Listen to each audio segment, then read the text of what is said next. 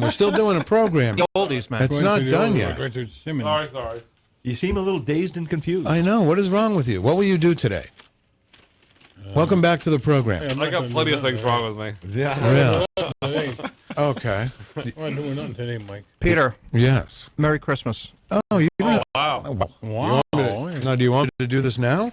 Yeah, sure. So Wow. it's for you, but I mean, it's not super personal. It's actually for the studio. Okay. And I think Matt will appreciate it also. All right. Let's see what we can do here. All right. Put a wrap on that one. So that's for you and Put a Matt. wrap on it, Len. For you and Mr. Carnation and for the studio, really. No big deal. Is it a third base clock? Third base? No. We don't need that. Oh, perfect. Yes. Yes. I love it. We need one of these around here. What the heck is that? What do you think it is, Len? Wow. He's always wondering. He's saying, oh, it's so hot in here. It's got to be 100 degrees. Or so like, cold. Thermometer. Or so cold. Hey, that's cool. So now there's no guesswork. I would never guess that. Oh, that's great. You would That's never cool. guess. Yeah, That's a beauty. that's cool. It's a That's frisbee. cool. I thought it was a clock. It's a Not frisbee. frisbee. Yeah. Your opening, I thought it was maybe a clock. That's not a frisbee. It's not a clock? That is a thermometer. It's not a clock? No. Maybe it's a barometer, Len. Could be, but that's a thermometer. Thank you. You're welcome. Very nice. Thank you. We love, oh, man. This, You know? yeah, that's right. We should do. Yeah. So, you know, today, I mean, I figured there was a lot of stuff going on, although there winds up being less than we might have anticipated. And also the rain. I was actually going to bring my guitar in today. Really? Yeah. So maybe we'll keep it for the new year if you want. Yeah. The reason I was going to bring it in, not necessarily to serenade Get a you or little anything wet. like that, Right. Probably but get one. You could play some like easy-going music while I take Easy G's temperature. That's not a. That's the old-fashioned way, Would right? you like me to take your temperature? The old-fashioned way. Absolutely. Thermometer? Like this. Now we got our own thermometer. Now we know how hot it is inside and out. Right. That'd be cool. But Right, Len. the reason I right, was yeah. going to do that is I wrote a song for you guys. You did? Yeah. Oh, boy. Next time So, bring your what do you mean, guitar oh and sing. boy? The way he says it, oh boy. I know. What's the problem? Do you want to sing it now? Or do you want to save it? Yeah, well, I'll bring it. Do it next time? Can I bring the guitar in and do it with music? Yeah, I would love sure. it. right. Absolutely. So- Sure, why not? We'll keep that for the new year. Sure, why not? All right. See you gonna next say- time, friends. Yeah, we'll see you next time, everyone. Facebook Livers, thank you so much. Thanks for Have a tuning nice in. weekend. We'll see you next time. Thanks for tuning in all year long. Wow, what can I say? Happy holidays. Merry Christmas to everyone in there. Don't do anything I would do. Oh, man, we want to have fun, man. Yeah. You know? Be safe. I want to wish everybody a Merry Christmas and a Happy New Year. Brooklyn Mike, what can I say? Thank you so much. I'll say it in Italian. Buon Natale. I love sausage, right? A sausage. Len Lorenz. Hey, Merry Christmas, my You friend. too. See you next time. All right, I'll see you next time. Okay. About Gracia. Easy G, what can I say? Spanish. talk. You're all right, man. You're all right, So Michael. thank you. Yes. Spanish. Gracias to you. Try to be a better person next year. And you do the same. Happy holidays, Peter. And Daryl Dion, I can't thank you enough for joining me all these Mondays, all these Wednesdays, and sometimes Fridays. Merry Christmas to you. Same to you. And I'm glad we became friends. You're an all right guy in my book. Thank you, sir, as you are. All right. And all of Good to you, see you, Brooklyn. all of Merry you out Christmas. there, all of you Merry out there, Christmas. give yourself a round of applause, Manchester. Have a great, happy holiday season. We will be back on January 2nd, 2019. So happy New Year. And that's it. Adios.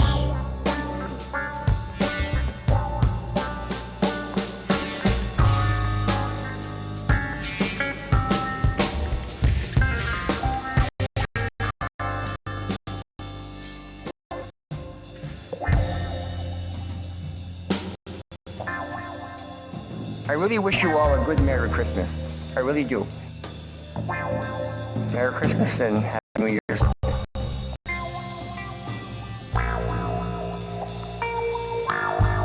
Merry Christmas! Bit nipply out. I mean nippy out. What did I say? Nipple? There is a nip in the air, though. I really wish you all a good Merry Christmas. I really do. You are listening to WMNHLP, Manchester's radio. Broadcasting from the top of 1000 Elm Street. Our studios are located at 119 Canal Street and licensed to Manchester Public Television Service in Manchester, New Hampshire. Contact us by email at WMNH953@gmail.com or through our website at WMNHradio.org.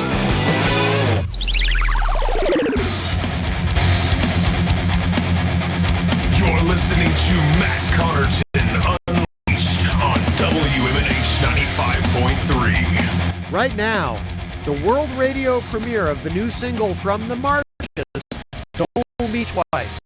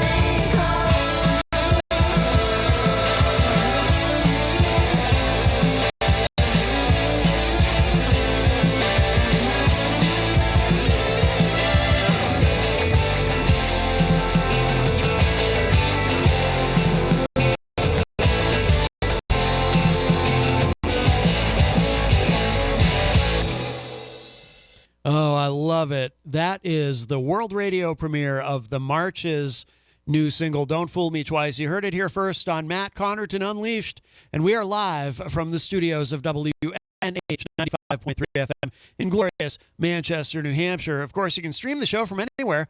Go to mattconnerton.com/live for all your live streaming options, social media links, contact info, show archives, etc., etc. Today is Saturday, November 29, 2025. Happy Thanksgiving Day weekend 2025, and I'm not alone.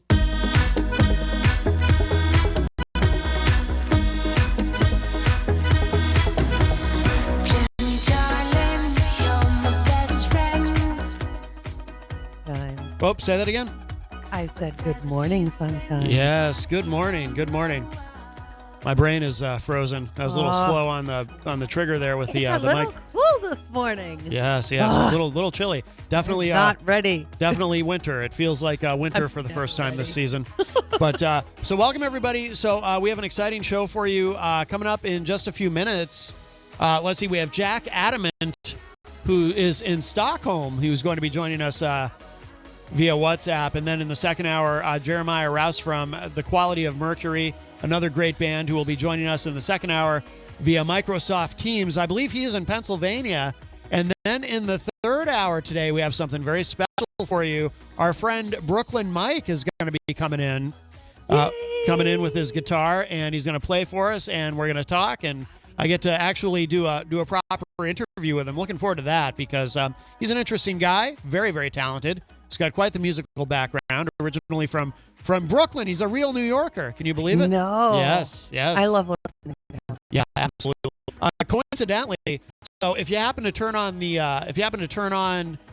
radio, if you put the station on a bit before this show started, you might have heard the end of an old episode of the morning show with coincidentally happened to have Brooklyn Mike on it. I know, right? That was funny. So a little bit of serendipity there. The morning show, of course, with Peter White, which airs weekdays from 7 to 9 a.m. here at WMNH. But on Saturday mornings from 7 to 9, Peter airs a classic episode of the morning show.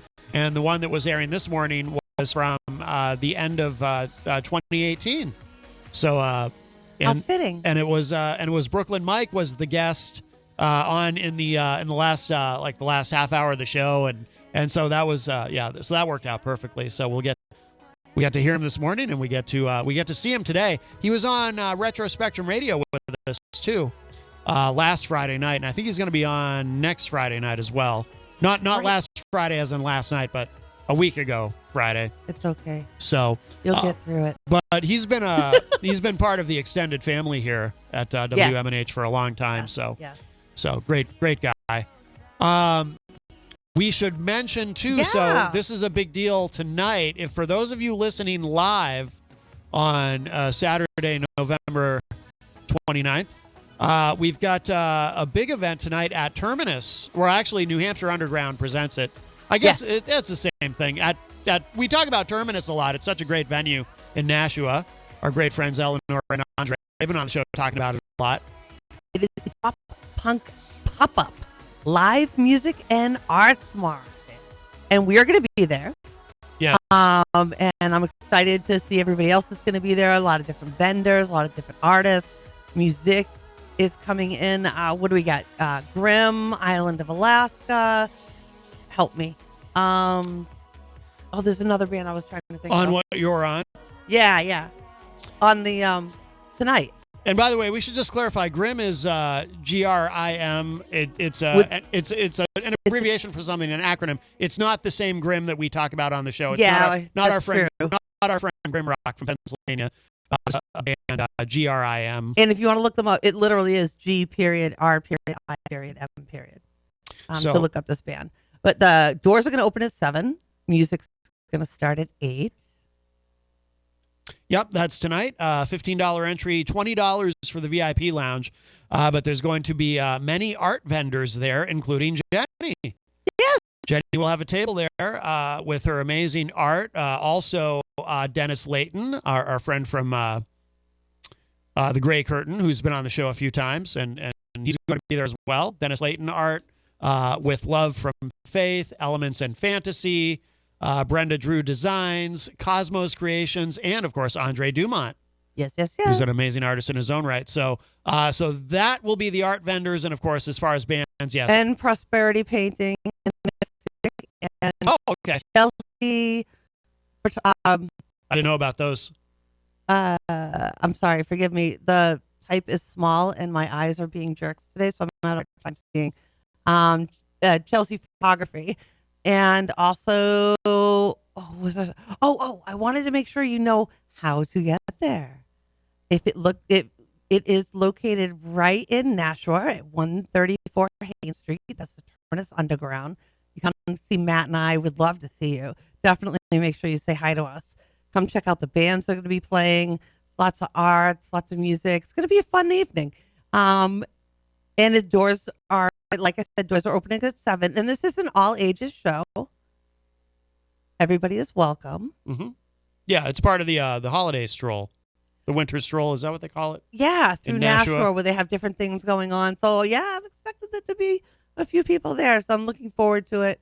I hope you guys will come down and join Matt and I. It'd be great to see you. And definitely make sure you stop in and say hello to us. Yes, so that will be tonight. So in just a couple of minutes, we're going to be joined by Jack Adamant, great artist he's originally from Italy, but I believe he now resides in Stockholm, and we're going to talk with him. I'm going to play one of his songs going into the segment. This is probably my personal favorite, but everything he's got on his new album, which is called Helium and Low Voltage Wiring. That's a mouthful, but it's a great album. It's on Bandcamp if you want to check it out. I highly recommend it. Really, really good. But I think we're going to play this track. This is called Inconvenient Times. He kind of left it up to us as far as what to play. So I think we're going to start with this. And then when we come back from the song, we'll have Jack with us via WhatsApp. And I can't wait to talk to him. But I love his sound. Check this out. Inconvenient Times from Jack's album, Helium and Low Voltage Wiring.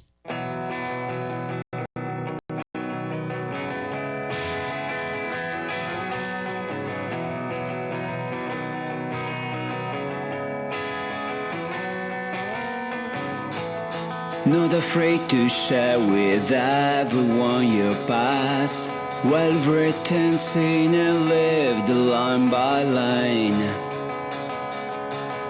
Started with a clean sheet, moving to Sydney, pole dancing among the stars. These days are facing a big change all around. We all knew there was a grain of truth in your eyes. Backstories in rewind under mellow soundtracks. Staring at the ceiling, bouncing off the walls, getting high, not just for fun. More wrinkles, shoulders and arms, flames open up again to life, shaping your way out.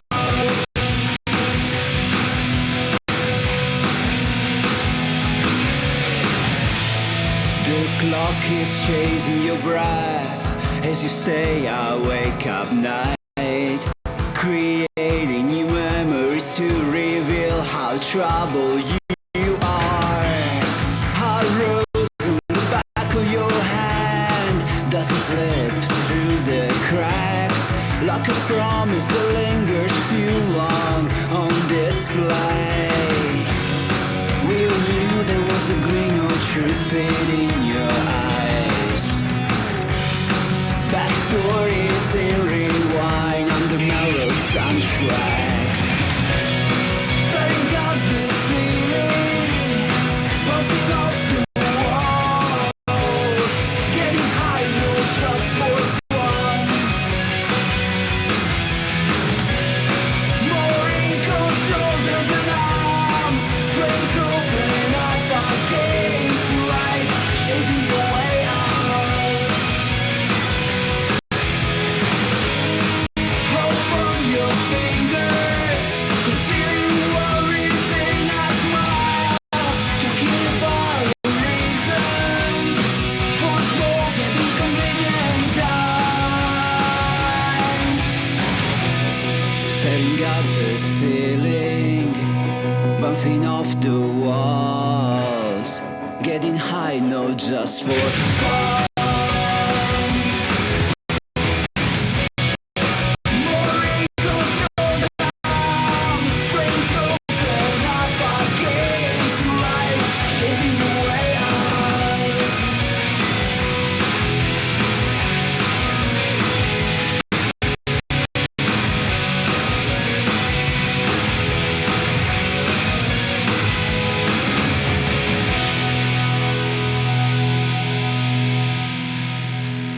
There's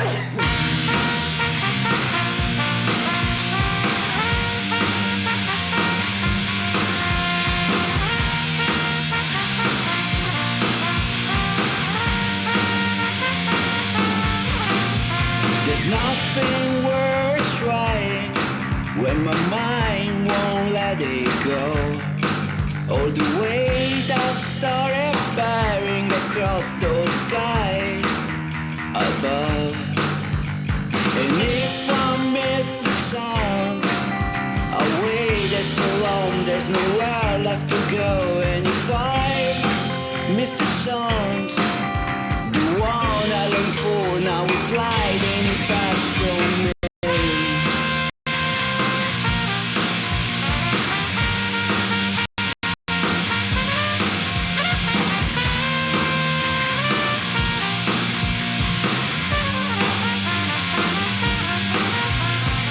Standing by the side of a road that brought me halfway home, playing like a child and crying aloud enough to reassure me. True call, the one I heard when I wasn't even born. Fireworks crashing fast through the clouds, I never liked that sound.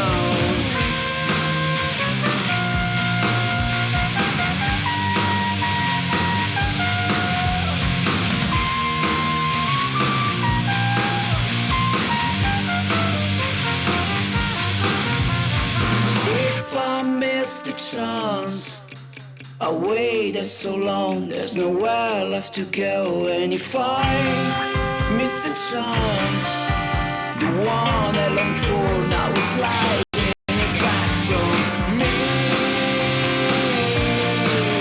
The one I longed for now is sliding back from me.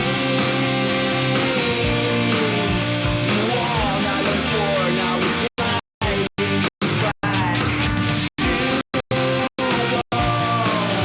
The one I heard when I wasn't even born. Fireworks crashing fast through the clouds, I never liked that sound. True call, the one I heard when I wasn't even born. Fireworks crashing fast through the clouds, I never liked that sound. True call, the one I heard when I wasn't even born. Fireworks crashing fast through the clouds, I never liked that sound. True call, the one I heard when I wasn't even born. I love it. That is Back From Me, and that is Jack Adamant, and the name of the album, which is, I want to make sure I get it right, Helium and Low Voltage Wiring. Like I said, it's a mouthful. But I think we've got Jack on the line with us. Hi, Jack, are you there? Hi, Matt. Yeah, I'm here. Hey, welcome to the show. I love your sound. I want to tell you that right up front. Really, really good. So it's great to have you on. Thanks for having me. Absolutely, absolutely. Now, where are you joining us from? Are you in Stockholm? Is that correct? That's correct. Okay. Stockholm. And then, so you're originally from Italy? Yeah. Excellent, excellent. So what took you to Stockholm? I think it was music related. Oh, really? Yeah. It was because of my previous band. Oh, okay. One of the members of the band, he moved here before me. Oh, okay. So then you moved. And you moved there for the band? Yeah, that's correct. Oh, interesting. Well, obviously you must like it there because you're doing a solo thing, but you're still there. So, is it a great place to live? I think so. Yeah. Although now it's getting like darker and cold. Yeah. Well, same here. Yeah, I can relate. Yeah, absolutely, absolutely. How long have you lived in Stockholm? It's more than 10 years now. Oh, okay. Yeah. So you're used to the dark and cold by now, I would imagine. Yeah, If I would say so. if you ever truly get used to it, it gets dark and cold here, and we're right where we live, we're in that time of year where it's dark at 4 o'clock in the afternoon, and it's like, we never quite get used to it, but I feel your pain. How cold does it get there? It must get pretty cold, right? Oh, this week is getting a little bit warmer, I should say, but it's been minus last week and snow. Oh yeah. Well, it's pretty fine now. It's fine. But at least you're, you're making some great music from there, and that's wonderful. Can you tell us about? So I'm really curious about the title. Like I said, it's a mouthful. The title of the album, "Helium and Low Voltage Wiring." What does that mean? I'm super curious. It came pretty quick, I think. We had a list with my drummer, Jed, and the bass player, Vix. Both of them, they're still based in Italy. Oh, okay. And we were discussing about the title, this new album, and we wanted to make a list. And on the top of the list, there was this one. Okay. Helium Think. Yeah, in the beginning it was just helium. Okay. And it was more like I was dreaming, and all of a sudden it's like I woke up and I was back to reality, and I was trying to describe that kind of feeling of dreaming, and it's like weightless. Yeah. Where you feel light, and there are no rules, and you can dream of anything. Right. No limitations at all. And then all of a sudden you woke up, and the reality puts you down. Right, right. But I think helium, it was more like the contrast between something that is like floating and electric wires that is like grounded. We know that like helium doesn't belong to any wires, to any kind of restriction. Right. It was that kind of imagery, or the picture of something floating, being grounded. There was like weird, and at the same time was the right fit for the weirdness of this album. Okay. No, I like it. I was reading about you. So is this true that you started playing guitar when you were 12, and you began writing when you were learning to mix on a tape recorder that you won in a street raffle? Is that true? Yeah, that's true. Oh, wow. Funny memories. Do you think you would have? I mean, had you not won that recorder in the street raffle, do you think you would have gone forward with your? I mean, that was literally the start of your recording career, right? Like, do you think that? Do you think you still would have found your way there to doing what you're doing now? Because it's so interesting how sometimes these little moments, that happen when we're kids, they can set a series of events in motion that shape your whole life and career. I remember that my parents, they didn't really want me to buy a guitar, so I was already struggling there to find a way to either to buy a new guitar, to buy a guitar. That was my first one, or to build my own guitar. Yeah. So I remember that I was like carving a hole in a biscuits tin. Yeah.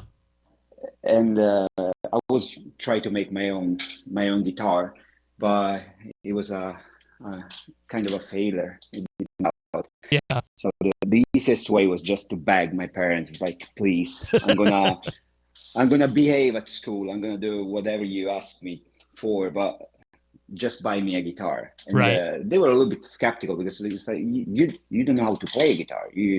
What you have to do with a guitar? It's just my way to start learning and not being distracted, but to do something new. Yeah. So obviously they ultimately relented, and I'm sure looking back, they're very glad that they did, or at least I would hope so, right? I think so. At least I hope so. Yeah, absolutely. So, and then did you, like, growing up, did you kind of dabble in different genres, or because I definitely hear a mix of influences in your music. I'm really curious about your, the process of, learning the guitar, and then, like, what did you get into musically, and what were some of your influences growing up and while you were learning? We say in my previous band, I was playing bass and singing, and it was more like a hard rock band, but Yeah. heavily inspired by bands like Dinosaur Jr., Yep. Nirvana, and Mad Honey, I would say. Okay. But I always like these songs that they really the groove of the nature of this band. So I was planning to release them in some way or in some format. And that was like the reason why I started this solo project. And so the influences then changed a little bit. I was more into Jay Maskey's like solo acoustic project that he had beside Dinosaur Jr. Mm-hmm. or a Neutral Milk Hotel. This kind of like so the first release that I had launch at 12 since 82, and we're talking about 2017. Okay. That one was like a kind of 5 songs stripped down. Yeah. And from there, it's like I felt, I felt there was something missing. It's like I enjoyed the fact that there was an EP, acoustic and very intimate. But I felt that the sound was not really there. Wasn't something needed to be evolved a little bit more. And then when I get in touch with my actual drummer, Judd, and we started working on a new sound and more inspired by Smashing Pumpkins. Okay. I should say, moving into that kind of direction. We wanted to have more heavy guitars and drums, really in front. Yeah. Of everything. We always play. We always joke about having the snare sound is at the same level of a voice, of the vocals. Right. That kind of drastic. So that was but still I think it's still grunge and alternative rock. Yeah. I still enjoy listening to Dinosaur Jr., Sebadell, or the Smashing Pumpkins, and Cloud Nothings can be a good influence too, or the Get Up Kids as well. Yeah, it's definitely evocative of those bands. Yeah, I definitely hear the Dinosaur Jr. influence. Absolutely. So now the band you have now, are any of these members from the band you were in before you went solo? Any of the same people, or? I think maybe they were. One of them was one of the founders, but then he left the band. Okay. Later on. Okay. So the bass player Vix, he was one of the founders of the Valeriana, my first band. Gotcha. And they're still in Italy, so the only time that we actually have time to gig and to record and rehearse together is when we are all in the same place. Mm-hmm. And this usually happens 3-4 times a year, but yeah, we have managed so far. Yeah, I mean, we live in a time, obviously, too, where you can, as far as recording, you can send tracks back and forth and whatnot. But do you restrict that to when those few times that you're actually able to get together, or do you record remotely where you're sending tracks back and forth via Dropbox or anything like that? He has changed a little bit. He's not the same anymore, but I would say we try to do everything when we are together. So it's there is more the idea of the band and working together on the same thing. Right. And after that, we have released this new record. Now it's just the goal is mainly rehearsing and play live. Yeah. Shows. Yeah. Now, as far as playing live, because they're in Italy, I mean, do you do solo acoustic shows, or do you play with another band, or how does that work? I mean, are you actively playing live shows without the rest of the guys, or how does that work? Yeah, I enjoy doing both. Yeah. So it's when I'm there with them, then it's the perfect time to play together. When I'm on my own, then if there is any chance of playing live, then I can do a stripped down version of those songs, and it works as well. Yeah. Yeah, I would imagine that these songs work well if you're just doing a solo acoustic presentation. I would imagine. I mean, when you're writing these, do you?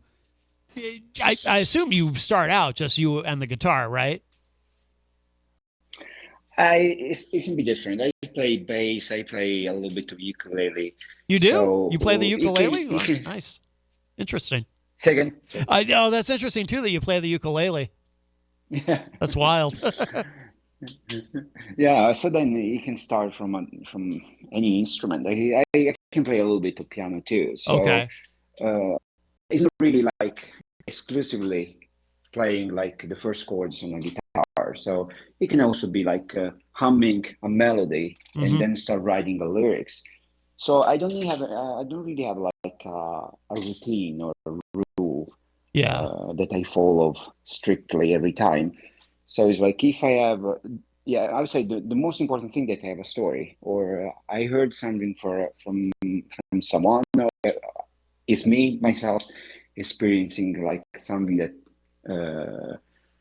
leaves a mark in me, and then I start from there. Yeah. When I usually like start on a guitar, I usually experiment a little bit with the tuning or staying away from like the normal chord shapes or the shapes of any chords. Can use like a capo or but just even if it sounds weird at the beginning, I don't care. Just for me, it's important that it doesn't sound. This sounds a little bit unusual. That's what I'm looking for. Yeah, I get the impression that that's important to you, is to be able to experiment and create different sounds, different textures that that are outside of the mainstream, or because instead of just kind of doing your standard sort of 3-chord rock or whatever. Not that there's anything wrong with that, obviously, but it does seem like it's important to you. Even just listening to the album. I listened to the whole thing all the way through, and each song has unique elements that make them stand out, but they all form a very, very much a cohesive listening experience, which brings me to the question, is there a theme to the album itself? I mean, you talked about the title, but what about the album itself? I mean, is there kind of a theme or a story running through the album? Because I kind of feel like there might be, but I'm not quite sure. First of all, Matt, I appreciate the commitment in going through the whole album. Yeah. Very appreciated. Oh, yeah. No, I love it. It's great. Yeah, but for sure there is like a theme, and when I'm me that is writing the songs, and I always like have in mind the idea of writing a full album, full record. So when I start writing few lines or the few chords for songs and mainly the structure of songs, I always keep in mind like, okay, this is gonna end up in the record.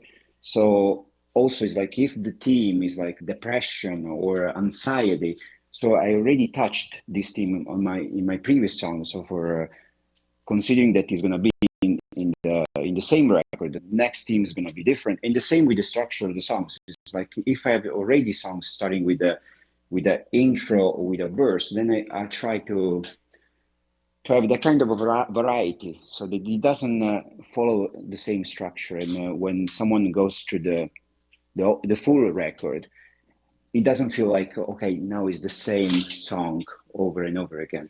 It just is boring. You know what I mean? Yeah, no, that makes sense. Now, what's kind of the future trajectory for you? The album is great. I'd imagine you're focused on promoting the current album, but I'm curious. I mean, do you already have, because you strike me as someone who's probably constantly writing. I'm sure you've got a lot of ideas for the next album or the next EP already. Are you already thinking that far ahead, or are you kind of focused on the moment, or what's kind of the short term or even the long term future for you? Actually, we were discussing with the other guys about the promotion of this record, and now we are releasing like an acoustic version of "Touch You Nothing." Oh, because as we said, some songs they were born like on an acoustic guitar, so it's nice to share also how they sounded in the very beginning before being produced. And then we have a lot of B-sides as well. It's like we usually don't restrict ourselves in writing only 10 songs for the record, and then you're going to release the record, and there's something missing, or you need to change a song, and then you have to write like a last-minute song. Yeah. So it's always good for us to have like plenty of songs for the record, and then deciding which one they will be in the record. Right. So all those songs that have been left behind, so we want to release them in like a kind of B-side album in the future. Oh, cool. So that's that would be cool. Yeah. That's very cool. That's very cool. By the way, Jack, how do you say your last name? Because I don't know if I'm saying it. Is it Adamant? Adamant. Yeah, that's correct. Adamant. Okay, Perfect. good. I always want to make sure I was saying it correctly. Very good. Very good. Well, where should people go to keep up with everything that you're doing? Where's the best place for people to go online to keep up with everything that Jack Adamant is doing? We try to be a little bit everywhere because we never know where people can be more active. So we are on Instagram, we are like on Twitter, we are on Facebook, of course, Spotify, YouTube, or any Apple Music, a little bit everywhere. So we have a distributor. So every time that we upload our music, at least we hope that it will end up in as many platforms as possible, so that people can easily find us and listen to our music. Right, absolutely. There's a term that I like to use, discoverability. It's so important to have your music everywhere so that people can discover it. Absolutely, that's really the key. Well, Jack, thank you so much. This has been wonderful to talk with you. Like I said, I do love the album, and I'm also I haven't had a chance yet to listen to your earlier work, but I am going to. It's all on Bandcamp, which is very convenient. But I do encourage everyone to check out Helium and Low Voltage Wiring. Great album. Listen to it all the way through. It's just really good. And like I said, each individual song, it comes together. It forms a cohesive listening experience. But each song also has its own unique elements that I love, and it's just it's a great listen. So I encourage everybody to check it out. And I really appreciate you joining us, Jack. And we will definitely do this again in the future. As soon as you have something new, we absolutely need to have you back because we really love what you're doing. Thanks a lot, Matt. Very appreciated. That's fantastic. Absolutely. I think I'm going to close out our segment with this track, Taught You Nothing. This is another favorite of mine from the album. Anything we should know about this song before we play it? Oh, that's a story of one of my best friends who moved to Sydney, and he always had like such interesting stories about his life and tattoos and so you moved to Sydney, Australia? That's a long way. Well, very good. Yeah, so we'll close out the segment with this, and but we'll let you go. Jack Adamant, again, thank you so much, and we will talk to you again soon, I'm sure. Yeah. Bye now. All right. Bye-bye. All right. That is Jack Adamant. Make sure you check out his album, Helium and Low Voltage Wiring. And let's play this again. This is another one of my favorites from the album. This is called Taught You Nothing.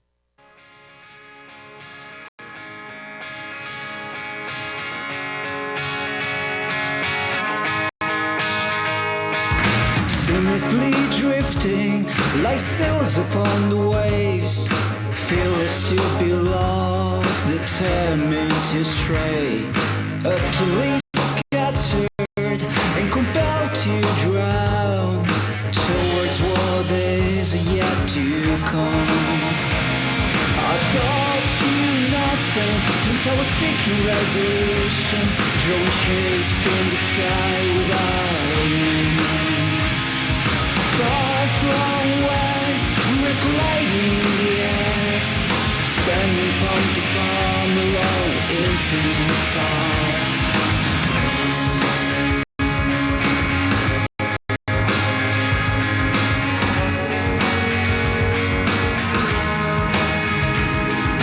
Bruises tend to fade with experience in view, like worn out tattoos in black and grey. And I clearly see where you headed to, screaming and smiling all you do.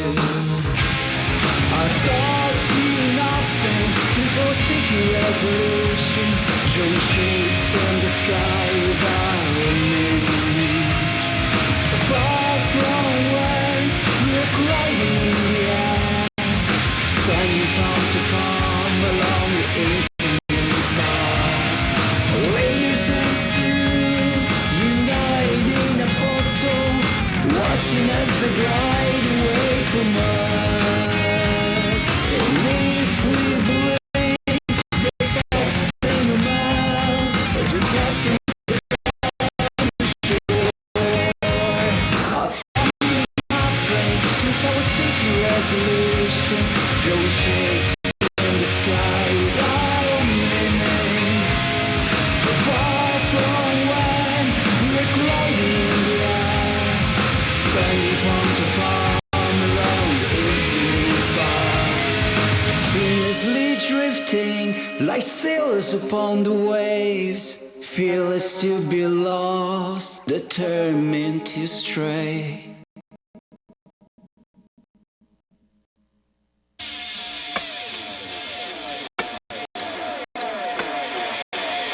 She started visiting my dreams, dressed in orange lace next to me and calls me with my own name. Her skin needs moisturizing. Can't you see what I'm thinking? I'm comfortably away from the shore. We haven't got a lot of time. Was it for the best? More than you could ever wish for. Wish for stars, unreal stars. Their fragments, glittery eyes, they cannot shake a glance. Stars, unreal stars, their fragments, fragments, with glittery eyes. Locked up inside her secrets every time. She looks like sailing this losing golden clouds, wondering if she's misses in the hills and rides in the dust of the waters. Hear this feels alive, but there's no sound like they were to cut through. No one around to wake up a room to pay for one pair of shoes. This is why she still comes to visit me on a permanent basis.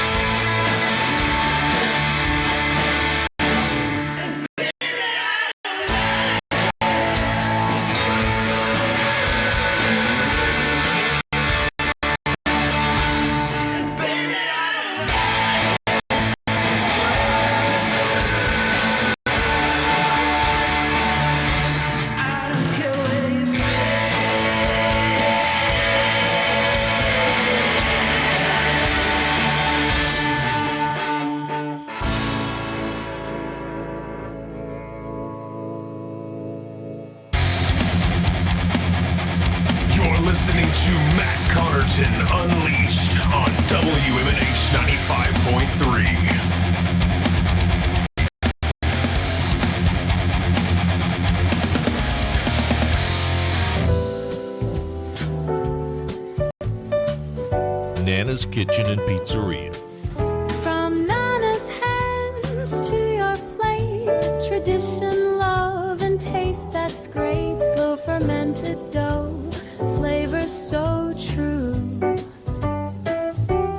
Each bite a story made just for you. 603-232-9366. Nana's Kitchen and Pizzeria, 15 Dartmouth Drive, Auburn, New Hampshire. Nana's Kitchen and Pizzeria. The two greatest rock and roll bands of all time face off as the Chubb Theater hosts tributes to the Beatles and the Rolling Stones. Beatles versus Stones. A musical showdown comes to Chubb Theater at the Capitol Center for the Arts on Thursday, December 11th at 7:30 p.m. Tickets can be purchased at the theater box office or online at ccanh.com. The Capitol Center for the Arts is located at 44 South Main Street, Concord, New Hampshire. The show is appropriate for all ages. Luigi's Pizza Bar and Grill. For everyone, let's raise a slice on high with toppings all around. It's a pizza party, oh my. Luigi's Pizza Bar and Grill, 712 Valley Street, Manchester. Come on in or call 622-1021. Luigi, keeping the tradition alive since 1975. Pizza for everyone, come join the feast tonight. With each slice and topping, everything feels so right.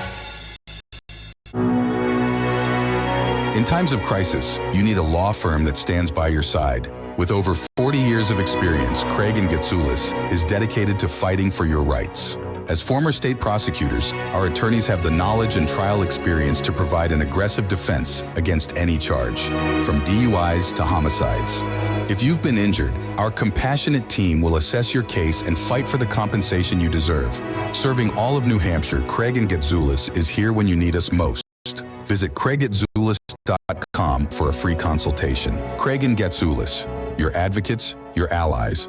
Bring your kitchen to life with Queen City Cabinetry, located at 87 Elm Street in the historic Sunbeam Mall in Manchester. Open Monday through Friday, 9 a.m. to 5:30 p.m. and Saturdays, 10 a.m. to 2 p.m. They can be reached at 603-222-2007 or on the web at QueenCityCabinetryNH.com. Come see the possibilities. Queen City Cabinetry, another proud sponsor of WMNH. Hey everyone, this is Rob Azevedo, host of Granite State of Mind, and I want to tell you about Pembroke City Limits in the historic Suncook Village. PCL is an award-winning bar, restaurant, and music venue where there's live music 5 days a week and twice on Saturdays. Everything from blues, country, folk, funk, and a whole lot of jazz.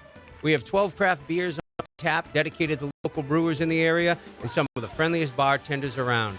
Please come visit Pembroke City Limits at 134 Main Street in the historic Suncook Village, only 6 miles outside of Manchester.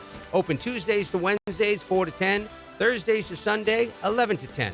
Pembroke City Limits, where it's all about the music. Diz's Cafe is the place to put a smile on your face. Judy and the crew will take care of you. Bring your appetite and treat your taste buds right. Diz's Cafe is always a winning choice. Breakfast, lunch, or supper. Diz's Cafe at 860 Elm Street in downtown Manchester. Dine in, take, or make a reservation. Call 603-606-2532. Eat, drink, and be happy.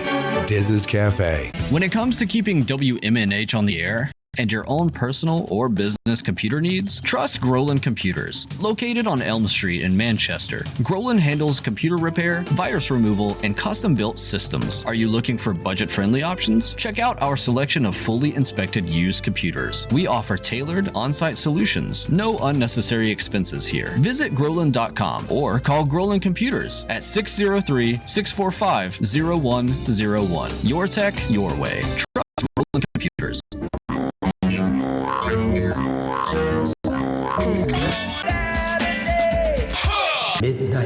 7 times out of 10, we listen to our music at night.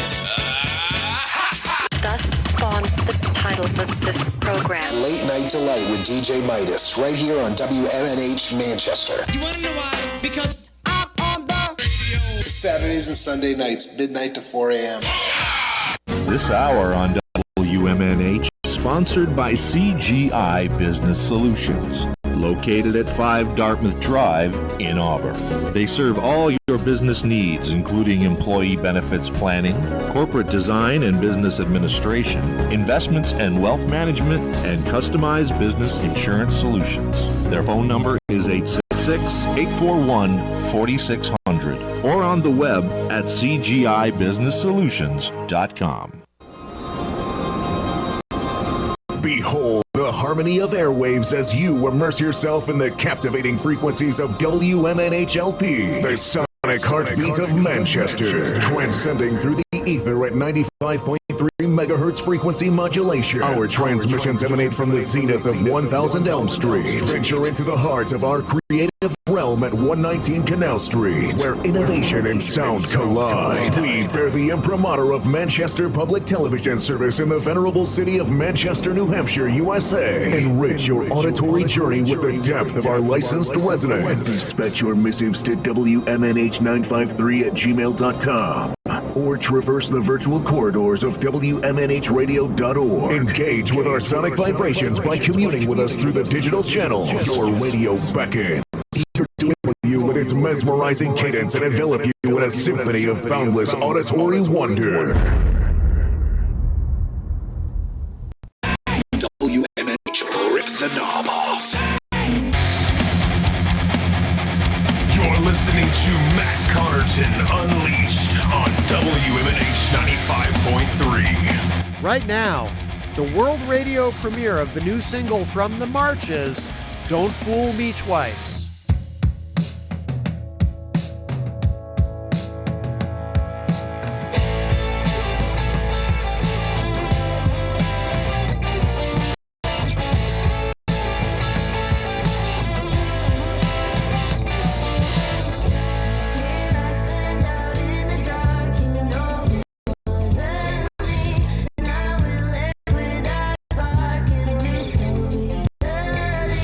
I know I felt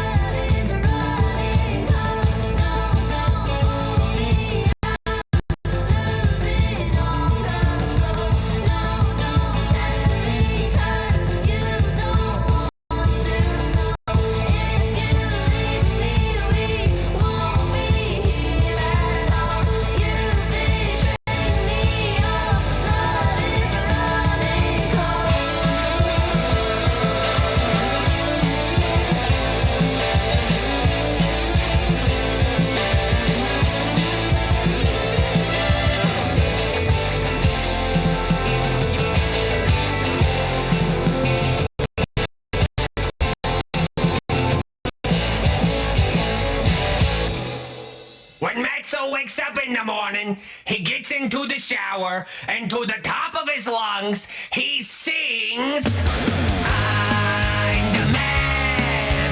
I do what I want because I can. All right, back to the radio show now. All the best, Jerry.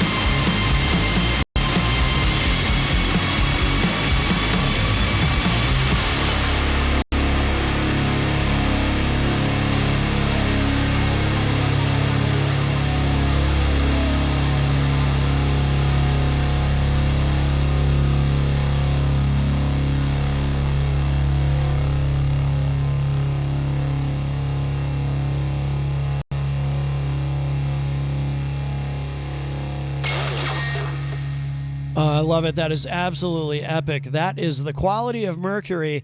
The track is called Radiate, and we are going to talk to the man behind that project in just a moment. But welcome, everybody. We have entered hour number 2, numero dos, of Matt Connarton Unleashed, and we are live from the studios of WMNH 95.3 FM in glorious Manchester, New Hampshire. Of course, you can stream the show from anywhere. Go to mattconnerton.com/live for all of your live streaming options, social media links, contact info, show archives, etc., etc. Today is Saturday, November 29, 2025, and let's bring in, joining us via Microsoft Teams, Jeremiah Rouse from The Quality of Mercury. Jeremiah, are you there?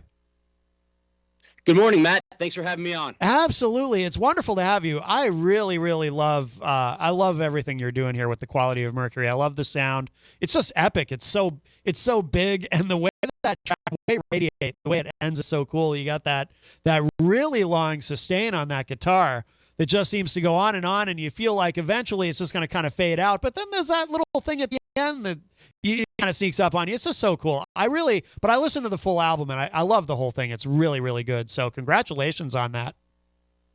Well, thank you very much, and thanks for the kind words. You know, it's a love of the art, and it's something that I've been trying to really push for in getting this sound, for a long time now, and I'm really happy with the way the album turned out. Yeah, absolutely. So the album is called The Voyager. So what can you tell us about this? Obviously, I mean, I feel like there's a theme, like there's a story here. But tell us about the album, The Voyager.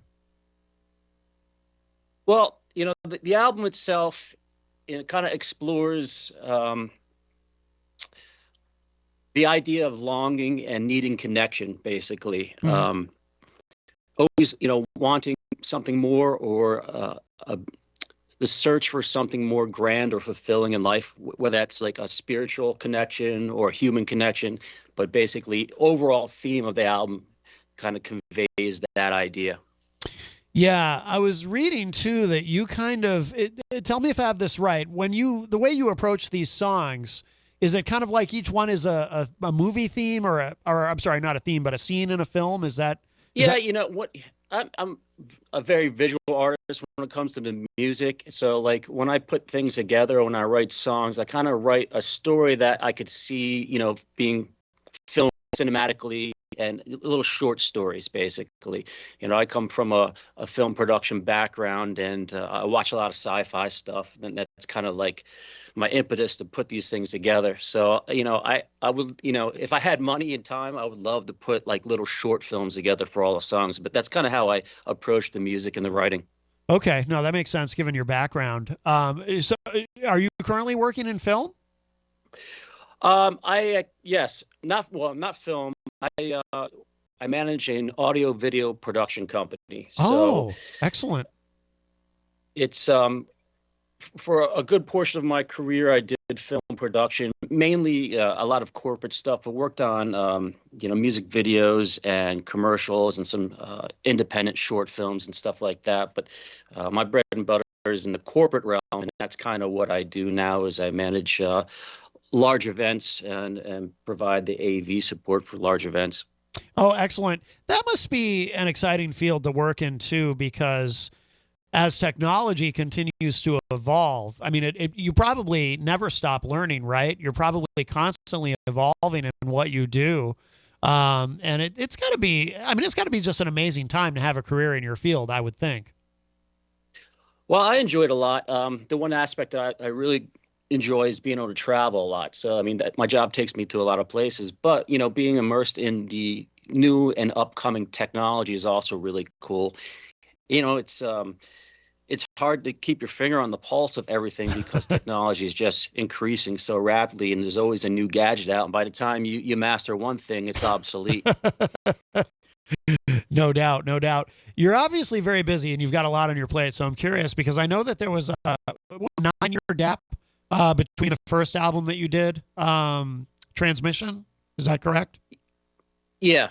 With my career and the way I travel and family, the music, unfortunately, is more of a hobby, and it takes the back seat to life at this point. So I try to create when I can and record when I can. I'm hoping, to keep up the pace a little bit better than I have for the past 9 years now with my kids being older and whatnot. And Yeah. but it's you know, it's a great creative outlet for me. I have to do it, but sometimes making the time to do it is just very challenging.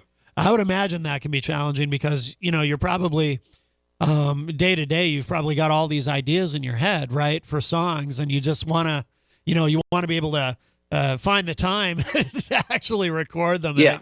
I would imagine that's hard in a way, but I mean, a good problem to have, in that you've probably got tons of ideas. You strike me as someone who is constantly thinking about this stuff, but then to find the time to actually record them and to really do it right, you know, the sound that you achieved. I'm also very curious, and I'm a little bit of a recording nerd and audio engineering nerd, so I'm just curious about your process, because you really achieved that sort of I think I used the word epic coming out of that song. I mean, it's just, you've got such a big full sound. What is your process like in terms of recording? Well, thanks again for the kind words. I appreciate that. It's,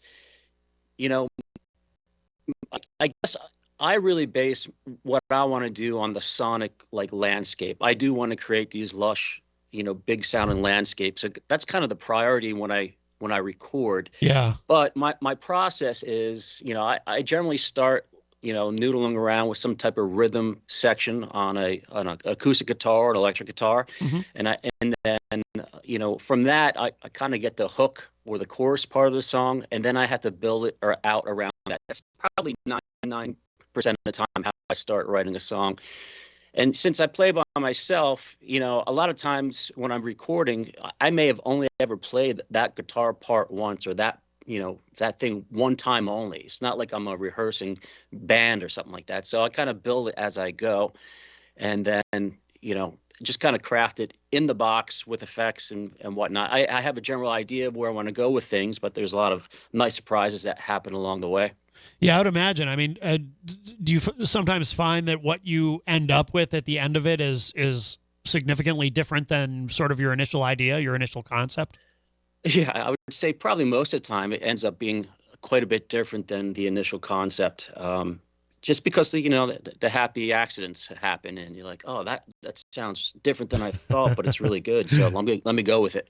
Yeah, that must be exciting when that happens. And is it correct that, is it all you? Like, do you have any collaborators at all, any guest musicians, or do you do everything yourself? So I do everything myself, and I basically program some basic drum beats with some software, and then when I'm all done with the recording process, I'll have somebody actually play real drums and record drums for me. So okay. For this is my second record, but for each record, that was my process. I recorded all the instrumentation around some programmed drum tracks, and then I had the drum tracks replaced by somebody who can actually play. Interesting. Yeah, that makes sense, because I was thinking as you were saying that, when you mentioned programming the drums, I was thinking, wow, these drums, they sound amazing. But so you have, is it the same drummer on each track all the way through, or? So yeah, for this record, it was one drummer. I actually connected with Mario Quintero from the band Spotlights. Oh, okay. He also produces and mixes. So he recorded and played the drums for all the songs, and he did the final mixing of the record, which I'm super happy with. I would not have gotten to where it is now without Mario's involvement. Yeah, no, it sounds incredible. So he wasn't involved in transmission, I assume. He was not. He was not. Okay. Now, how did you come to work with him? Is he someone that you just know through the industry, or? I've been a big fan of the band Spotlights for a long time, and I'm the guy that reads all the record jackets and all that stuff and credits. Same. And I had seen that he had done drums for a band called Machines Learning way back when, which I liked it. And so I know he was at one point he was promoting his audio mixing business, or it's Audio MQ.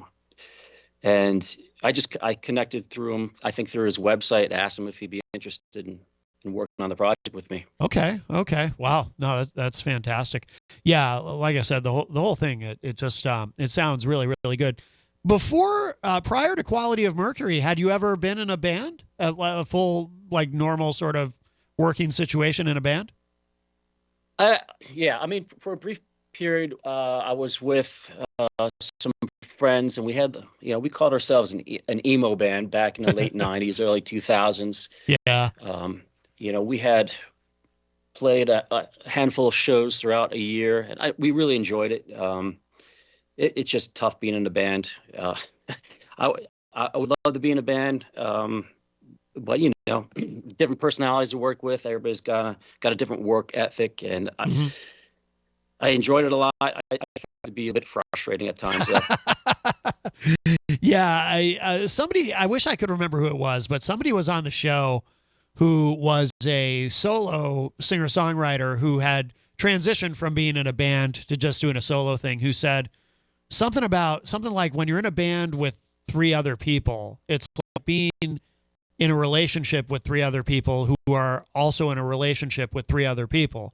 And it's just, it's so difficult. And I know from my own experience too, because, if you're in a band with several people, everybody's got, you've got varying levels of commitment and vision in terms of where you're going. And sometimes it's not anybody's fault. It's just, kind of how it goes, but it can be very difficult. And especially too, you're someone with your commitments and your schedule. I'm sure it's just easier, to be able to do this on your own and to and to be in control of everything and not have to check with anybody about, hey, are you available to play this show on this date at this venue? Oh no, you can't do that day. Okay, I guess we're not playing that show. That's the kinds of things I would go through when I played in bands, and it's it can be really hard. But that brings me to the question. So, is there any sort of live performance of any of the work that you've done as the Quality of Mercury that you've been able to do? I don't know how that would work exactly without a band, but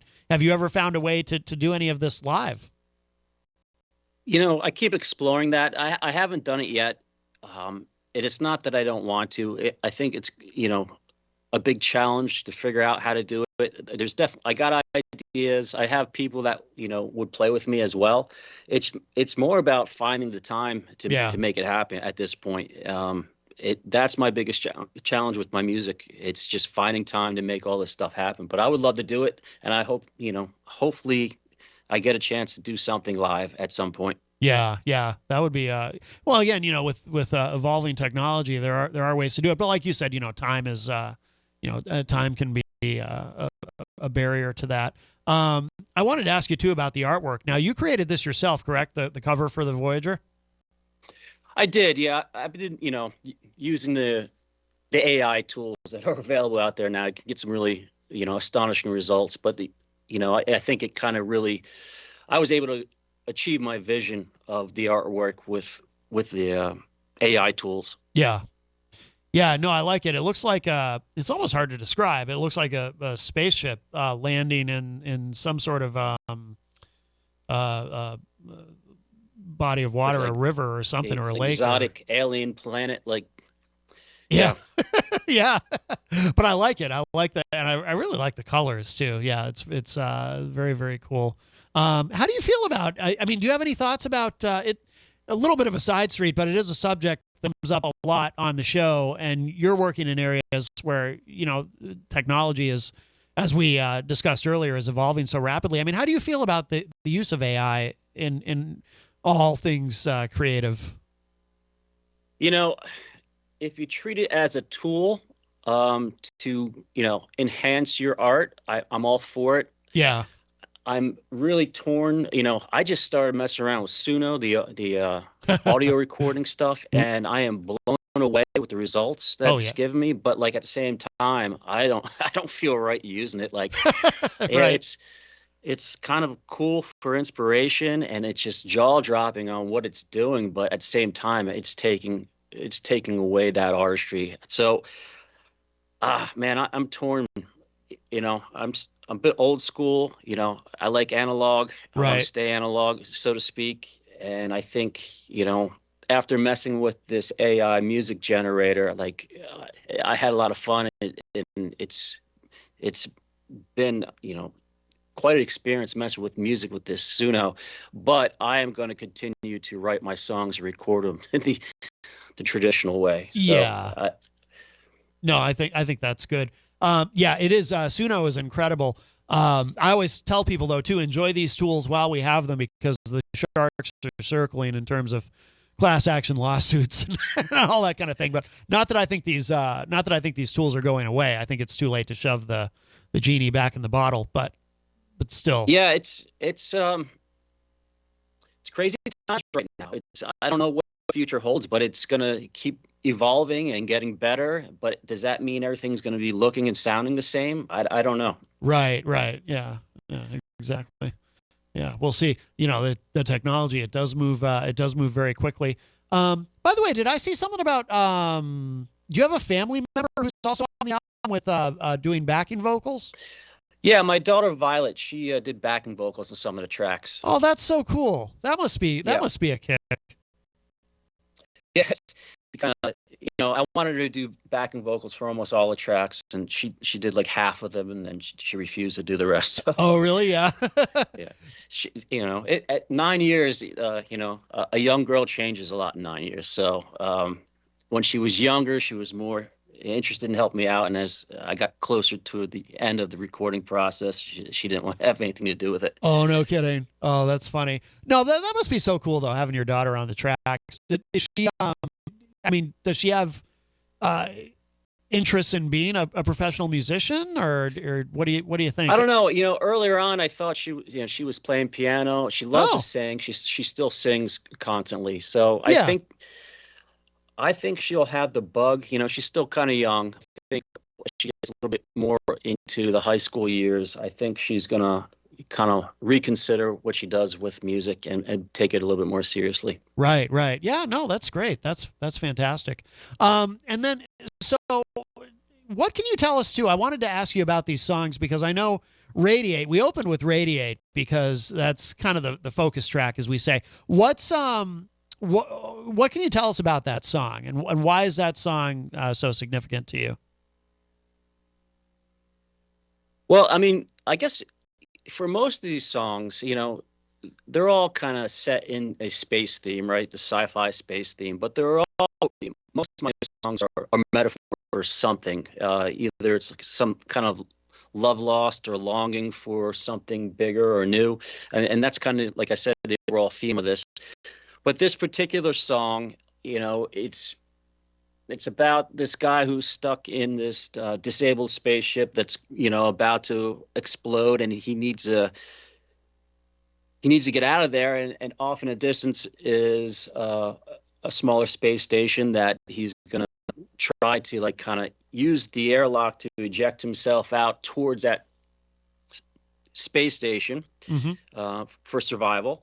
But the tether that he would normally wear doesn't go that far out, so it would be too short. So he's going to be out in space free, and he's hoping to meet someone on the other side halfway, basically. So that's kind of the gist of that story there, literally. But metaphorically, it's about having all of your options taken away except for one, and you got to take the leap of faith to move forward and survive. It's relatable. I think everyone's been in that position or will be at some point, certainly. So yeah. No, I think that's interesting. And then what about in a moment, so at the end of our segment we're going to play Ganymede, or Ganymede. How am I saying that right? Ganymede? It's Ganymede, yeah. Ganymede? It's named after one of the moons. Oh, okay. Yeah, and what can you tell us about that track? Well, that track, that's essentially a love story, and it's basically about this guy who, he meets a partner on a space station, and basically falls in love with her, follows her around, and then she's kind of reckless and loose and wants to get off the planet Jupiter and go to the moon, Ganymede, which is this ice planet, and he follows her, but you know, he hates going there, and things don't work out. They don't see eye to eye, and then she ends up leaving him. That's kind of what the story is about. Okay. And the significance of this track, you know, I think this was my initial single. I think this track really captures, you know, what the album's about and like what the landscape is of the album and like the journey is of the album. So yeah, this is why it was the lead track. It kind of has all that in there, you know, the space, the metaphorical story, plus the sonic landscape. So it kind of laid out what the album's all about. Okay, that makes sense. Yeah, it's another great track. We're gonna play that in just a couple of minutes. But now, what's kind of your future trajectory with this track? I mean, not with this track, but with your music, with the Quality of Mercury, because obviously, I'm sure you don't want to wait another 9 years until the next one. But I mean, do you have plans for the next album, or are you obviously in the moment you're focused on this one? But I mean, are you already thinking about songs for the next record, or where are you with that? Yeah, I'm not sure if I'm going to do another record right away. I just started recording a new song. I want to release a single in the next few months. Oh, so good. I'm going to do a single. Then I have an idea for an EP that I want to do. Some things that I've already recorded, but want to recreate. You know, older things that I liked and I shelved a long time ago that I want to kind of give new life to and do an EP. Oh, very nice. Yeah. There's so many different ways to release music now and so many different strategies you can use. And I think the album format is great for what you're doing because obviously all these songs, you know, there's a theme, there's a story here with everything. But releasing singles is great too. And, you know, as soon as the next single's ready, we'd love to play it here and have you back on the show to talk about it because, you know, we really like what you're doing a lot. But no, that's great. I'm glad you're already working on something new. So that's fantastic. That's good to hear. Jeremiah, where should people go online to, where's the best place to go to keep up with everything that you're doing, be it with the Quality of Mercury or anything else you want people to be aware of and know about? Yeah, I'm most active on Facebook. I'm not real great at social media, but I'm most active on Facebook. If you want to listen to my music, I always try to get people to go to Bandcamp first. My music's available on all the streaming platforms. So, yeah. Bandcamp is a great resource, and the album is there, and it sounds great. A lot of people don't know too. Something people don't realize about Bandcamp is you actually get a higher quality. You'll get a higher quality file if you get it from Bandcamp than if you're just say streaming it on YouTube or something like that. And I've noticed that people don't seem to realize that, but that's one of the reasons that Bandcamp is so great. So I like to direct people there. Absolutely. Yeah, and then I have vinyl. For sale. Oh, you do? My first album, and then there's pre-orders for this record, so I will be releasing a vinyl. Oh, hopefully, I'm waiting. You know, the pressing companies are all backed up all the time, but I'm hoping to have those in hand by the end of December, early January. Oh, that is so cool! Very cool. Yeah, that's awesome. I love to hear that. Are you also doing physical CDs, physical discs of? No CDs. So it's just digital and then the vinyl. Yeah, I think that's really cool. Very, very cool. Excellent. Well, listen, Jeremiah, thank you so much. We're going to play this track, Ganymede, in just a moment. We'll let you go. But like I said, when you've got the next single ready, please come back. We'd love to have you back on to play it and talk about it. And like I said, we're fast fans here. I love your sound. I love everything you're doing. So we definitely want to stay in touch. Well, I appreciate you, Matt. Thanks for having me on. It was a great time. Absolutely. We'll talk to you soon, my friend. Take care. Bye-bye. All right, take care. All right, that was Jeremiah Rouse, and the project is The Quality of Mercury, and we're going to play this track. So this was the first single from the album, The Voyager, and this is called Ganymede. Oh, let me try that again. My brain, it's cold here. My brain is still frozen. Here we go. Here it is.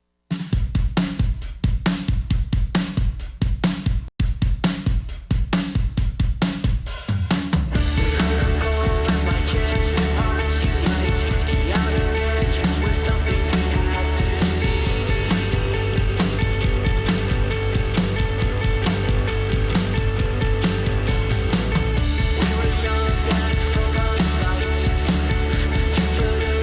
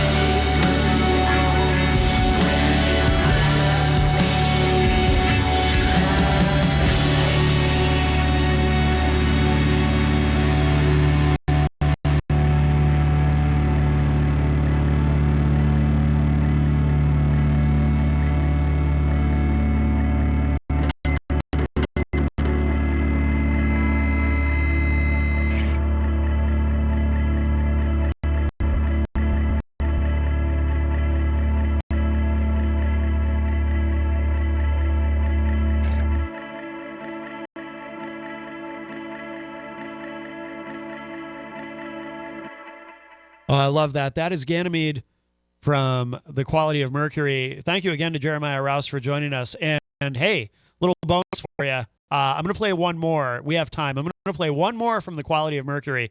This is another great single from, or a great track from the album. I don't think this hasn't been a single yet, I don't think. But it's from the album, The Voyager. This is called Heaven's Gate. We're going to play this one too. One more track from The Quality of Mercury. This is so good. Check this out.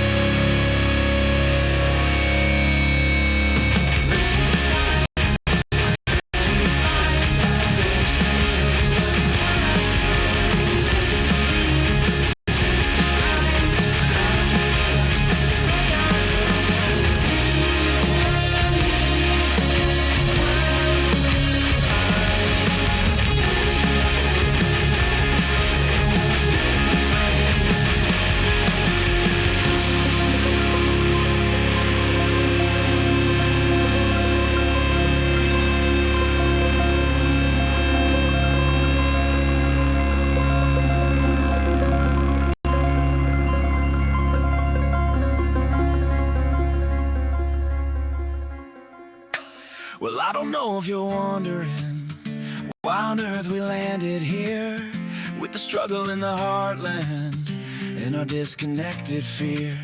We got politicians screaming sanity, lying cold white truth right through their teeth. I thought we were all in this together, huddled around Miss Liberty. Is this my America? Is this my America? Shouldn't we stand together as one? Is this my America? Is this my America? If it is, then we ain't even close to done. We gotta take it to the cities. We gotta get to the streets. Prophets of division are tearing down all our hopes and dreams. I don't care if you're a Democrat. I don't care if the state's right. I don't care if you're independent. I don't care if you're black or white. Is this my America? Is this my America? Home of the brave and of the free. Is this my America? Is this my America? Huddle round Miss Liberty. We have not forgotten who we are. We are bound together near and far. You and me. You and me, you and me, you and me, you and me. We'll write America as our own. So what is the truth? What is the truth? What is America through and through? Will you just Open your eyes, will you just let her in? 'Cause I hear the blowing of the wind. Maybe it was just a pink house. Maybe it was just a pink coat. Maybe we should try to go. Maybe we should take it slow. Maybe we should just have some fun. Maybe we were both born to run. Maybe we should just take a chance. What else? Maybe we should just get up and dance. Is this my America? Is this my America? Home of the brave and of the free. Is this our America? Is this our America? Huddle around Miss Liberty. Ooh. Is this our America? Is this our America? Is this our America? Every eye, every voice, every ear. Is this our America? Is this our America? Is this our America? Praying to the Lord to guide us clear. Is this our America? Is this our America? Every eye, every voice, every ear. Is this our America? Is this our America? Praying to the Lord to guide us clear. This is the police department. You are violating state-imposed curfew. You to disperse peacefully, or you will be subject to arrest and or other actions.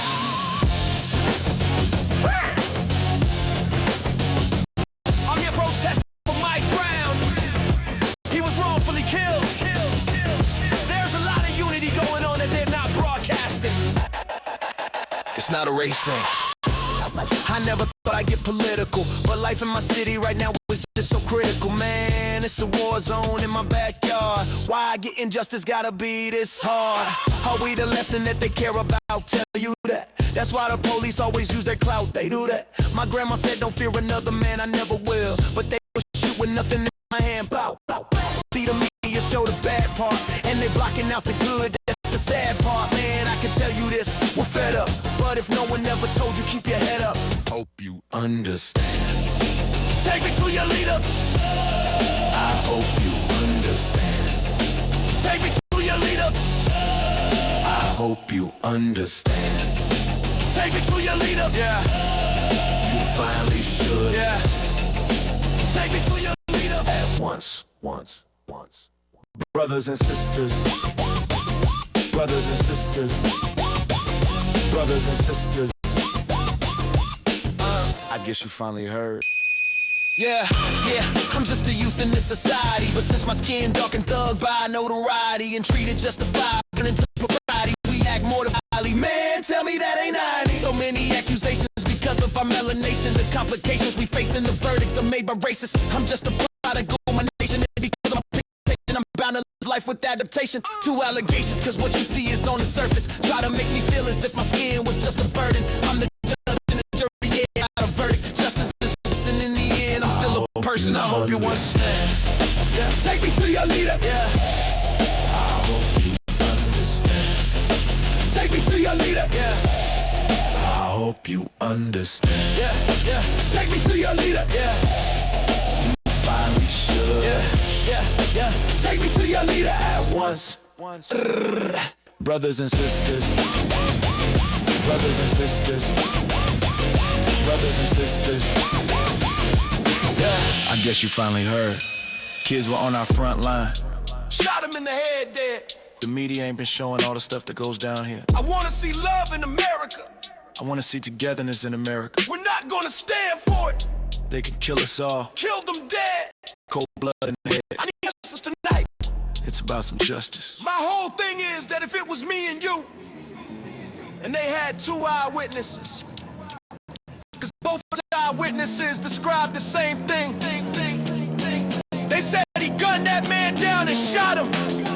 I don't see white boys, laying on the curb, Police messing with them, pulling them over for no reason. If they do, it's not getting broadcast. But I see that with black folks every day. And I see them get shot down every day. I'm not saying it's not happening to white people. We don't see it. I don't see it. Revolution. Revolution begins tonight. 10 hot.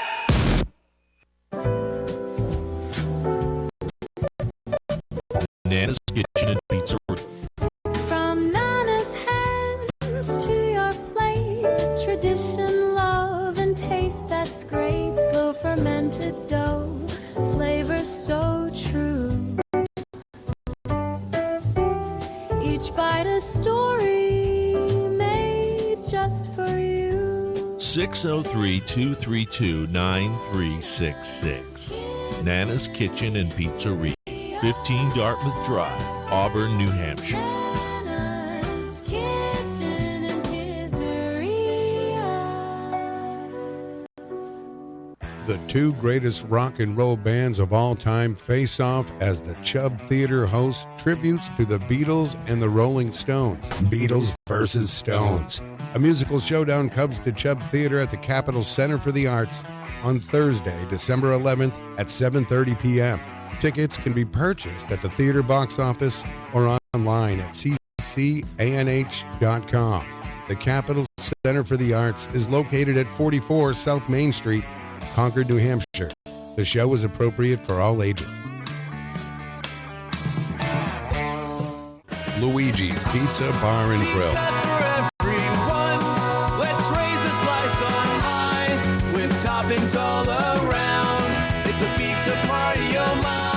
Luigi's Pizza Bar and Grill, 712 Valley Street, Manchester. Come on in or call 622-1021. Luigi, keeping the tradition alive since 1975. Pizza for everyone. Come join the feast tonight. With each slice and topping, everything feels so right. In times of crisis, you need a law firm that stands by your side. With over 40 years of experience, Craig & Getsoulis is dedicated to fighting for your rights. As former state prosecutors, our attorneys have the knowledge and trial experience to provide an aggressive defense against any charge, from DUIs to homicide. If you've been injured, our compassionate team assess your case and fight for the compensation you deserve.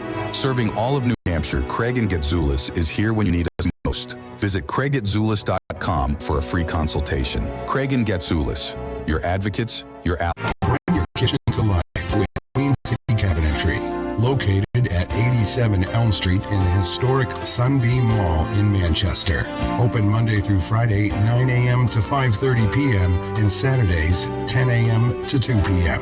They can be reached at 603-222-2007 or on the web at QueenCityCabinetryNH.com. Come see the possibilities. Queen City Cabinetry, another proud sponsor of WMNH. Hey everyone, this is Rob Azevedo, host of Granite State of Mind, and I want to tell you about Pembroke City Limits in the historic Suncook Village. PCL is an award-winning bar, restaurant, and music venue where there's live music 5 days a week and twice on Saturdays. Everything from blues, country, folk, funk, and a whole lot of jazz. We have 12 craft beers on tap dedicated to local brewers in the area and some of the friendliest bartenders around. Please come visit Pembroke City Limits at 134 Main Street in the historic Suncook Village, only 6 miles outside of Manchester. Open Tuesdays to Wednesdays, 4 to 10, Thursdays to Sunday, 11 to 10. Pembroke City Limits, where it's all about the music. Diz's Cafe is the place to put a smile on your face. Judy and the crew will take care of you. Bring your appetite and treat your taste buds right. Diz's Cafe is always a winning choice. Breakfast, lunch, or supper. Diz's Cafe at 860 Elm Street in downtown Manchester. Dine in, take out, or make a reservation. Call 603-606-2532. Eat, drink, and be happy. Diz's Cafe. When it comes to keeping WMNH on the air and your own personal or business computer needs, trust Groland Computers. Located on Elm Street in Manchester, Groland handles computer repair, virus removal, and custom-built systems. Are you looking for budget-friendly options? Check out our selection of fully inspected used computers. We offer tailored on-site solutions. No unnecessary expenses here. Visit Groland.com or call Groland Computers at 603-645-0101. Your tech, your way. Trust Computers.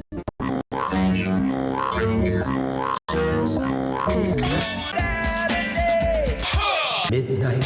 7 times out of 10, we listen to our music at night. Thus spawned the title of this program. Late Night Delight with DJ Midas, right here on WMNH Manchester. Saturdays and Sunday nights, midnight to 4 a.m. This hour on WMNH is sponsored by CGI Business Solutions, located at 5 Dartmouth Drive in Auburn. They serve all your business needs, including employee benefits planning, corporate design and business administration, investments and wealth management, and customized business insurance solutions. Their phone number is 866-841-4600 or on the web at cgibusinesssolutions.com.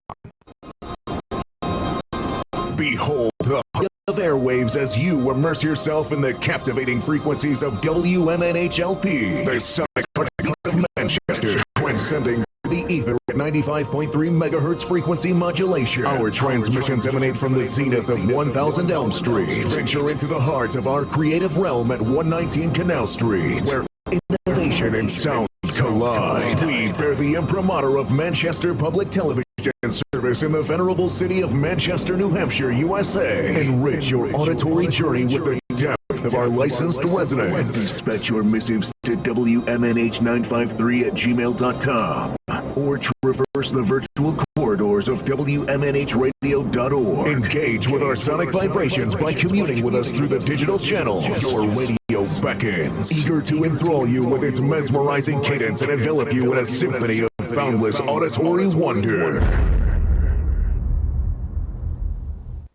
WMNH, rip the knob off.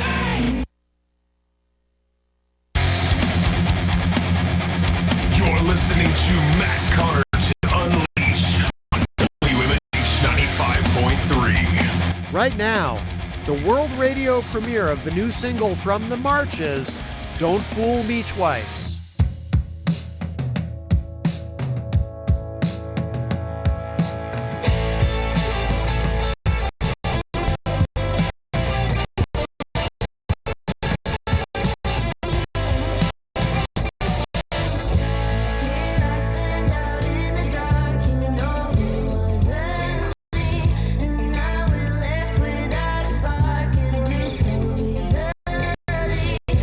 I know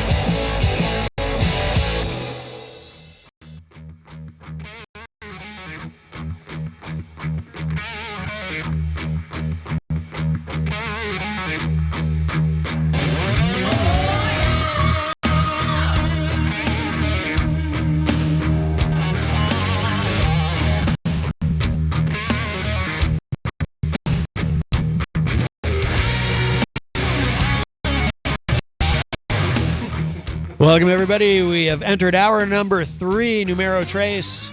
Matt Connarton Unleashed, and we are live from the studios of WMNH 95.3 FM in glorious Manchester, New Hampshire. Of course, you can stream the show from anywhere. MattConnarton.com/live for all your live streaming options, social media links, contact info, show archives, etc., etc. Today is Saturday, November 29, 2025. Hello, everybody.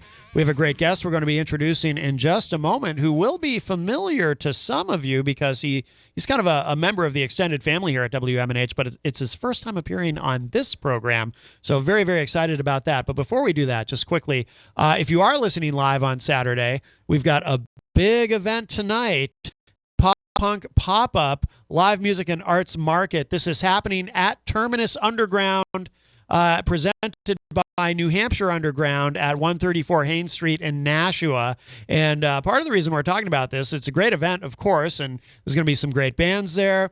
Let's see. We've got Island of Alaska, GRIM, On What You're On. They're all going to be playing, but also Jenny's Art will be, Jenny's going to have a table there. Jenny and I will be there, so come say hello.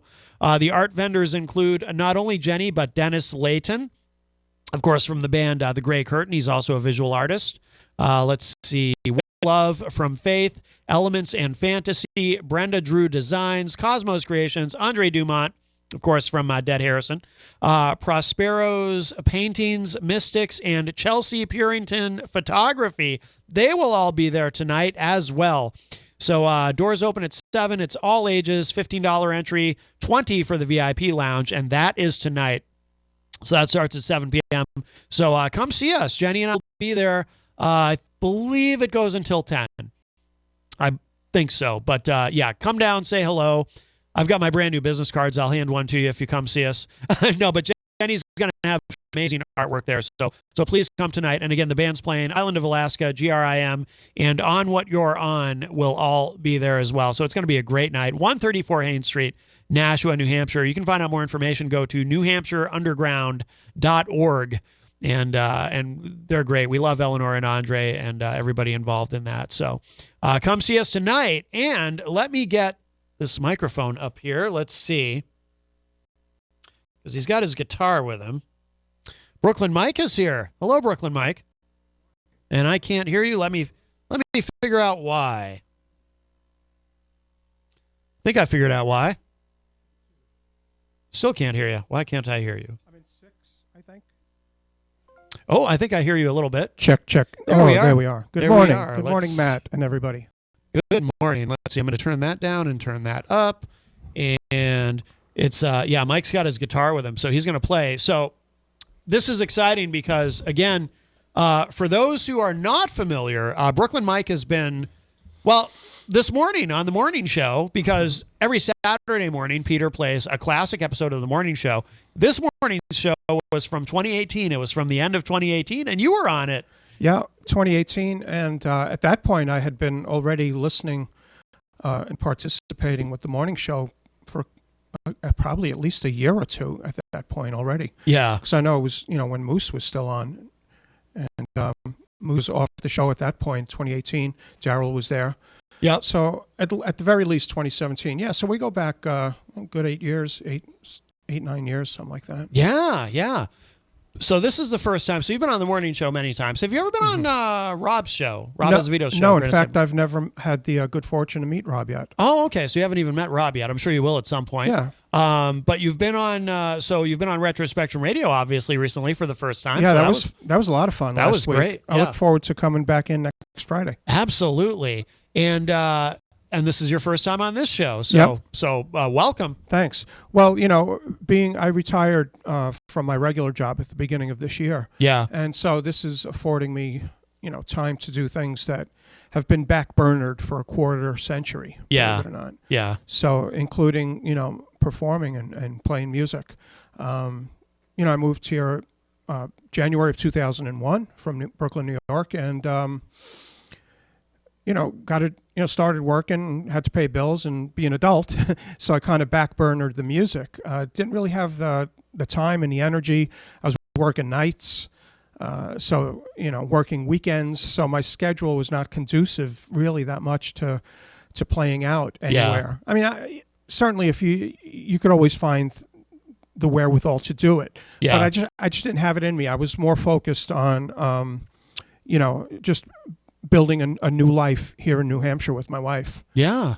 Which just worked out beautifully. No, that's wonderful. Yeah. We have a call. Oh, no, nobody there. Someone was calling the studio line. Oh, all right. I thought it was one of your fans, but whoever it was, they hung up. Yeah, one of them. Daryl, the Dragon's Ion, should be listening this morning. If you're listening, Daryl, good morning. Oh, excellent. Good morning, Daryl. Yeah, I haven't spoken with him in a long time, but you had lunch with him recently, right? Or breakfast or something? Yeah. We're good friends now. That's excellent. That is excellent. He's a good man. Yeah, absolutely. Well, he's a musician himself. He is. You guys going to do... We were... we totally had plans. Because in addition to playing guitar and bass, my first instrument was trumpet. And I love jazz, and Daryl plays saxophone. Yeah. And clarinet. And we had plans. We had it all mapped out. We were going to do a duet. Yeah. We had a name for the duet, and we had repertoire ready to go. And then he took an unfortunate fall. Oh, that's right. And he's recovered quite well, but he feels he doesn't have the proper dexterity in his fingers, in his hands anymore to play. Oh, okay. So we had to kind of shelf that project. Yeah. Unfortunately. Yeah. Let's see. Oh, I think our caller is online. Hello, caller. Who's this? Ricky Mapleton. Oh my goodness, Ricky Mapleton. Hello. Are you familiar with Brooklyn Mike? Yes, I am. Oh, good morning. Go ahead. I learned about him from your show. Oh, wonderful, wonderful. So, see, you already have a new fan. Well, hopefully it won't be disappointing. Good morning, Rick. Yeah, Good morning. Ricky Mapleton's going to be on with us in the not too distant future. So, and has been on the show many times. Yeah. Yeah, I think I'm coming on in February. I think so. I don't have it in front of me, but that sounds right. Yeah. We're looking. Happy thanks. I just want to call up, wish happy Thanksgiving to you guys. And, thank you. Just big fan of the show. I'm glad you're still rocking and rolling. Absolutely. Well, thank you very much. We appreciate that, and we look forward to seeing you in February and with your new project.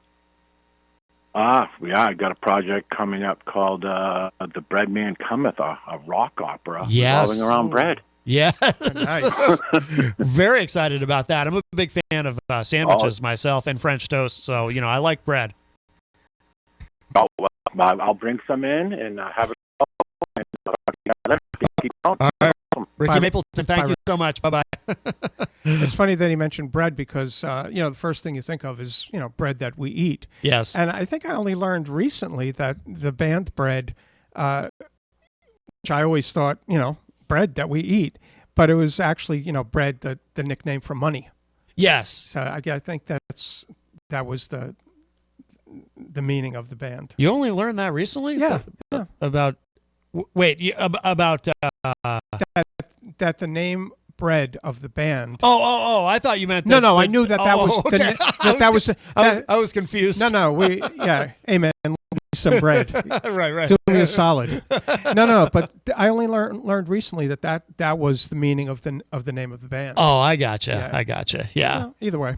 Now, you had said, I don't remember if this was an on-air or an off-air conversation during Paul's show. Yep. You mentioned back in New York, you had worked with Walter. Correct. We did work. Actually, we did work in New York. Walter Eaton is originally from Queens, from Forest Hills, Queens, same town, coincidentally, as Simon and Garfunkel. Yeah. And I was playing in many, many bands, and he wound up working with one of the bands that I was working with. Not on a basis, a little bit more than subbing. Okay. But we would go up to that band. The band leader, so to speak, Ray Passanen, is from East Millinocket, Maine. Okay.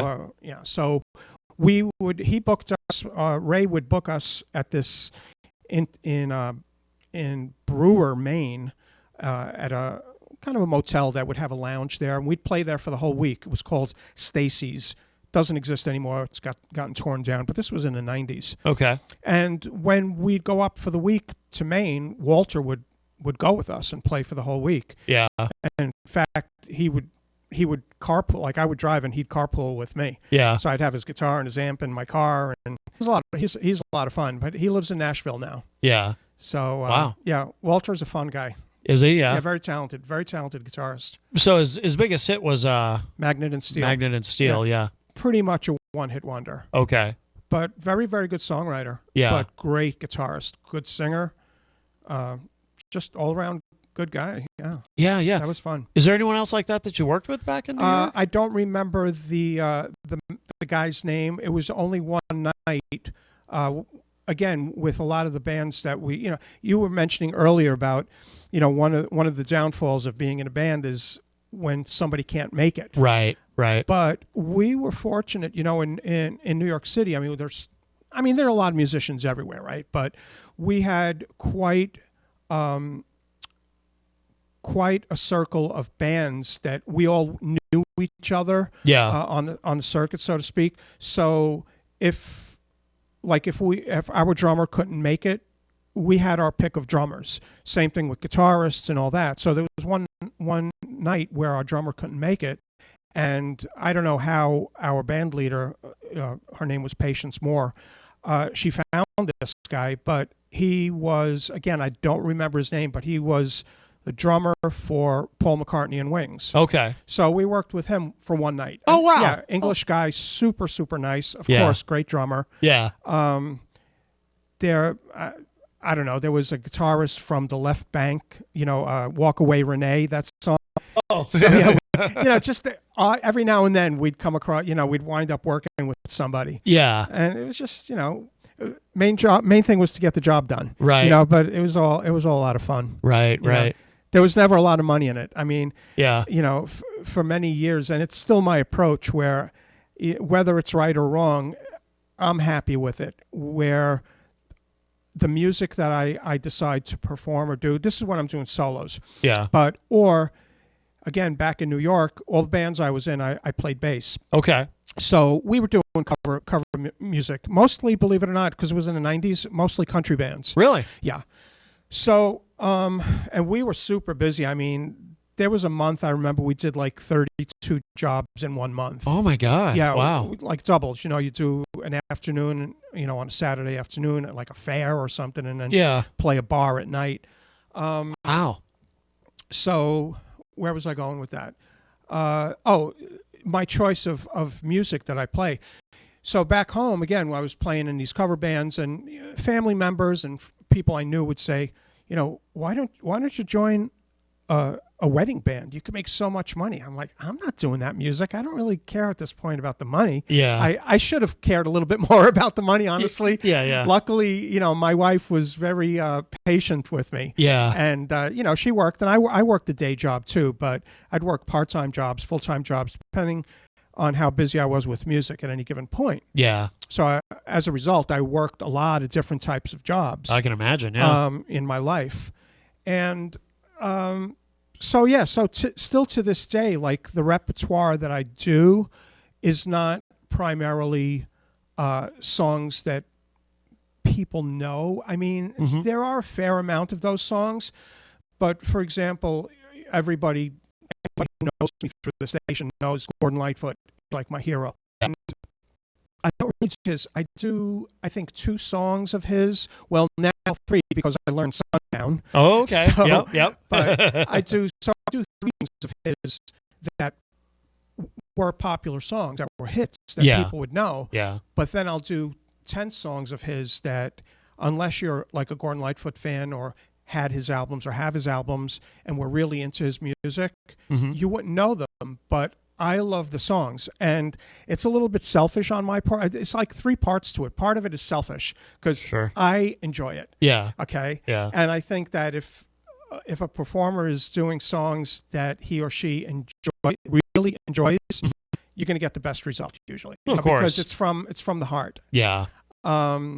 So that's one thing, and the other thing is, I think it's a little more interesting for audiences unless they just want to hear songs that they know. Mm-hmm. And that's why I don't really want to play like primarily like in a bar setting, because people are drinking. I did that for years and years and years. Even my first band with my brother, which was all classic rock. Yeah. And it was fine, because people are drinking, they want to sing along and they want to know the songs. But yeah, hopefully I could find some venues a little more low key where it's more of a listening experience. Right. So I could do these songs, for example, by Gordon Lightfoot and my other hero, Dan Fogelberg, that people might not necessarily know. But I think they'll wind up really enjoying it, hopefully. Yeah. And the third thing is that at any given point, if I'm performing and somebody is in the audience or more than one person, let's take Dan Fogelberg, for example. That is a Dan Fogelberg song. And then I'm doing these cuts like off albums that were never on the radio. Yeah. I'm hoping they'll be like really happy about it. Right. To hear that. It's like, oh my God, he's doing, for example, I used to play this place in Greenwich Village called the Back Fence. I played there solo many times with many bands over the years. And my favorite America song is Daisy Jane. And it got some airplay, but it wasn't like, it wasn't Ventura Highway, for example. Yeah. It wasn't like a huge hit. Yeah. And so I was at the Back Fence one night and played Daisy Jane, and there was this guy there just at the bar, and he loved the song. Yeah. And he went nuts. And he said, I'm going to make sure I'm here every time you're here just because I want to hear that song. Wow. So to me, that's like, it's not even about the money. Like, that's the payoff right there. Right, It's like mission accomplished. Yeah, absolutely. Absolutely. You mentioned your brother. So you were with your brother? And then... My brother, he passed away, unfortunately, a couple of years ago, passed away, but he's 7 years older than I am. Yeah. And I know you're an only child, but I think it's kind of normal for, let's say, especially... I should just clarify, Mike, I'm not an only child, just in case any of my siblings are listening. I often feel like I was... Oh, I'm sorry. You have a sister, right? It's okay. You have a sister. It's okay. Yeah, I have... I'm just remembering. Yeah, it's okay. I have 2 half-sisters and a half-brother. I'm sorry. And everybody's scattered, and I was already... Yeah, I was already older when the first one was born, so I often feel like I grew up like an only child. Okay. So that's okay.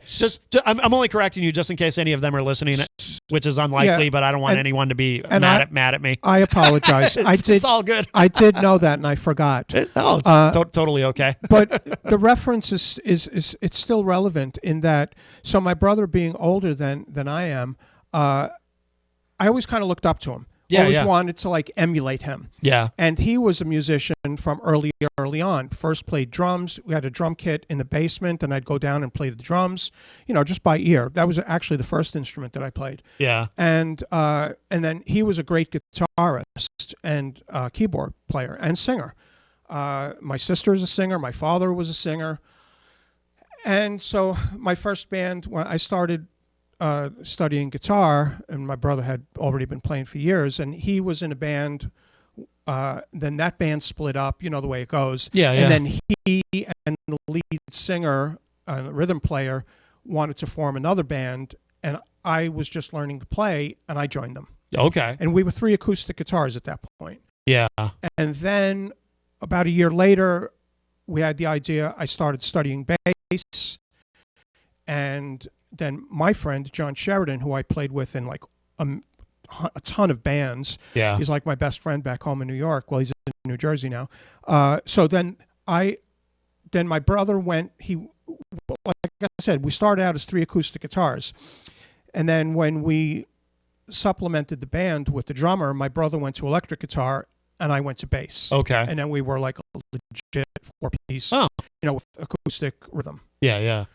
And it was great. Yeah. The name of the band was County Line. Okay. And I came up with the name for the band from a song by the Poussette Dart Band, John Poussette Dart, who you interviewed. He was on the show, yeah. Great interview. That was a great feather in your cap. Oh, thank you. Yeah. And if you ever get the chance to see him, he plays over at the Rex.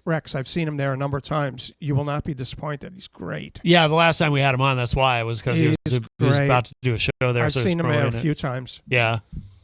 Oh. So anyway, that was my first band. It was all classic rock. And then why did that end? Work started drying up a little bit. Yeah. So that we started that band, County Line. That was about 1986 or 7, and we went strong for a good 3 or 4 years. Yeah. And then in 1990, boy, we're going 180 on this one. In 1990, my wife and I bought a pizzeria. Okay. So I started working when I was 8 years old. I'm going to backtrack real quick Yeah. a little bit. Yeah. I started working when I was 8 years old in pizzerias. Wow. And I know it's not legal, but it was a pizzeria and it was in Brooklyn. So it was okay. Okay. Gotcha. So I started working in pizzerias. I did that straight through for 13 years until I was 21, through pretty much all my school years. Wow. And then I wasn't working in a pizzeria anymore. So from 21, that was whatever year that was, 1982, and I was a bank teller, and I did a whole bunch of that. Worked for a coffee company, industrial hardware company, all kinds of stuff. Yeah. But in 1990, an opportunity came up in our neighborhood, actually a block from my mom's house. There was a pizzeria for sale. Yeah. And I wasn't really involved in a career or anything, and I knew how to do run the business. I did it pretty much all my, for 13 years, all my young life. Yeah. And my wife and I decided to buy the pizzeria. So Wow. then I couldn't play music anymore because I was there like 7 days a week. Oh, yeah. And then rid of the pizzeria in 92. And I mean, I didn't even lock the door the last day. And my friend John Sheridan's like, okay, you ready to join the band again? And then we were off and running. And then, like I said, country music was like really up and coming then with, the coming on the scene of like the likes of and Garth Brooks and Brooks and Dunn, Yeah. and Dwight Yoakam and all these guys. Yeah. And it just country music exploded. And believe it or not, in New Jersey, all the line dancing and all the bars, clubs were doing it. Oh, I believe it because I remember that super busy. That wave in the 90s. It was great. That It wave was a lot of of country fun. was huge, and it was very, very mainstream in that sense. Yeah. Mhm. Yeah.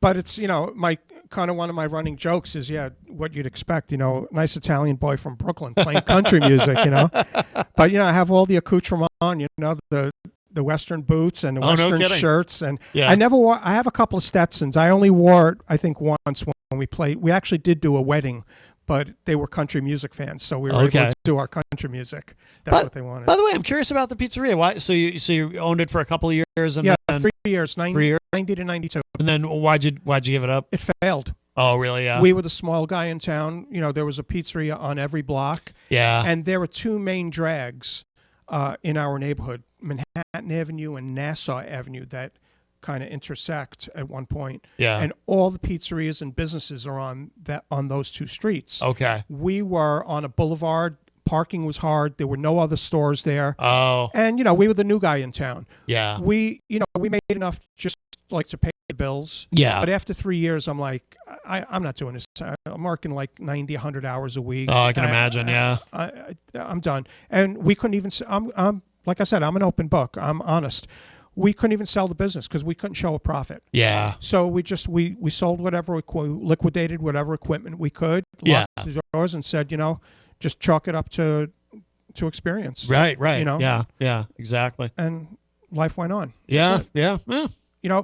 But I always say, if we hadn't done it, we'd always be kicking ourselves in the butt saying, oh, what if, Exactly. What could have happened? So absolutely. It was a great learning experience, which what I took away from there is I'll never own my own business again, ever. No, thank you. I don't blame you. By the way, so should we talk about where the name Brooklyn Mike comes from? Because sure. You weren't always Brooklyn Mike. No. I've always been Mike from Brooklyn. Yeah. So it's got to be over 15 years ago, because I know when we moved to New Hampshire, we lived on the east side. We were on Harvard Street, and we lived there for about 10 years. And then we moved to the west side, which that's where we are now. Yeah. We're just like a couple blocks from the Bedford border. So I know this came up, this Brooklyn Mike nomenclature came up when I was still at the old house. So I know it's more than 15 years ago. So I'm going to say between maybe 17, 18 years ago, something like that. Yeah. Well, I used to watch this show on Manchester Public Television called Norm and Friends. Yep. Which was the great late Norm Moody. Yep. Was the host, and even greater than Norm was his co-host, which happened to be Mr. Matt Connarton. And so that's how you and I first met. Yes, yes. Not in person, but we came to know each other, so to speak. Yeah. Because Norm would take calls on air, while the show was going on. He would take phone calls, which was fun. Yeah. And, no big surprise, I called in, which, that's how I came to know Peter, and I started calling Peter's show. And it's kind of funny because when I think back to it, I would do it in New York too. I would call in, like I won some like prizes on radio shows. Like I wasn't like a prize hog kind of thing, but every now, if it was like something that interested me, I'd say I won like 2 or 3 things. In New York over the years. Okay. So it was always kind of fun to like connect with this jockey. I thought it was always fun. Yeah. It wasn't because I wanted to hear myself on air. I couldn't care about that. Yeah. So anyway, I called in Norm and Friends the first time that I called in, and you'd say, who's online or what's your name? You would answer the phone. Yep. And so I said, my name is Mike, and I don't know if it was right on the spot or eventually. I guess I didn't feel comfortable giving my last name. Yeah. It was either that, or I remember saying, well, there were so many mics, and there are other mics probably that do call in. So just to make it easy and differentiate, I'm from Brooklyn, so just call me Brooklyn Mike. Yeah. And that's how it started. Yeah. I kind of gave myself my own stupid nickname. Yeah, it works. It works. Yeah, you've been Brooklyn Mike ever since. But Peter asked me recently, says, when hopefully you start performing out places, are you going to book yourself as Brooklyn Mike? I'm like, no. He's like, why not? Yeah. I said it's kind of pretentious. I think. I think you should. I don't know. I said I'm going to think about it.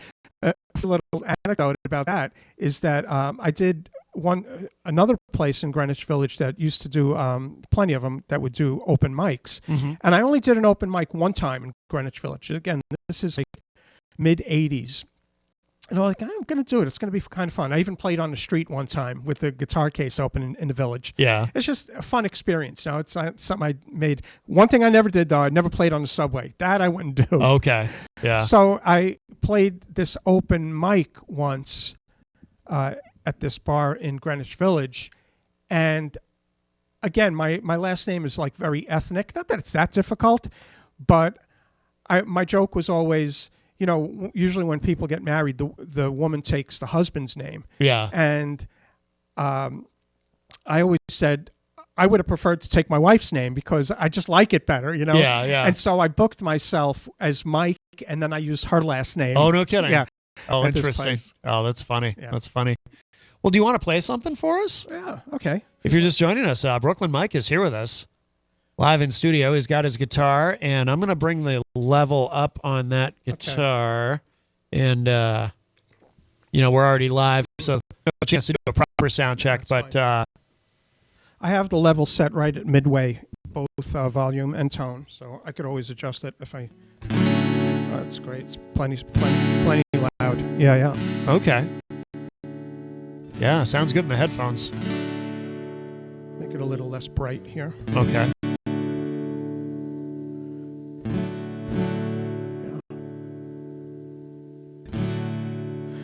So, not to be redundant, but Gordon Lightfoot, I just feel I have to start with a song of his. Okay. So here's a song again. This is a real old one. This goes way back, 68, 89. And certainly not a song anyone would know unless, you were a Gordon Lightfoot fan or have his albums and, would be familiar with it. Even if you're not a fan, if you have the album, you might know the song. Yeah. But this one, I played this once years ago on Peter's show. He really liked it. Okay. And I think it's apropos for today because it's entitled Saturday Clothes. All right. And it's a little tale about, I kind of envision a young guy going out to live on his own for the first time. Okay. Maybe going away to college and having his own little place. And really kind of something I think a lot of us could relate to. like learning how to do things on your own for the first time, away Yeah. from mom and all that good stuff, Yeah. And so he's really going through that process in his own place here. And every Saturday he has a gathering at his home or his apartment, whatever it may be. Yeah. And all his friends come over every Saturday night, and at the end of the night, everybody leaves, and he's already looking forward to the next Saturday. He's like cleaning up after the mess that they've left. Yeah. And that's kind of what this little tune is about. And it's called, like I said, Saturday Clothes. All right.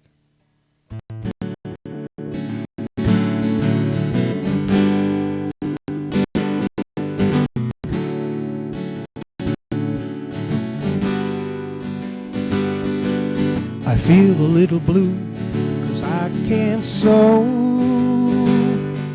There's still a lot of things that I should know.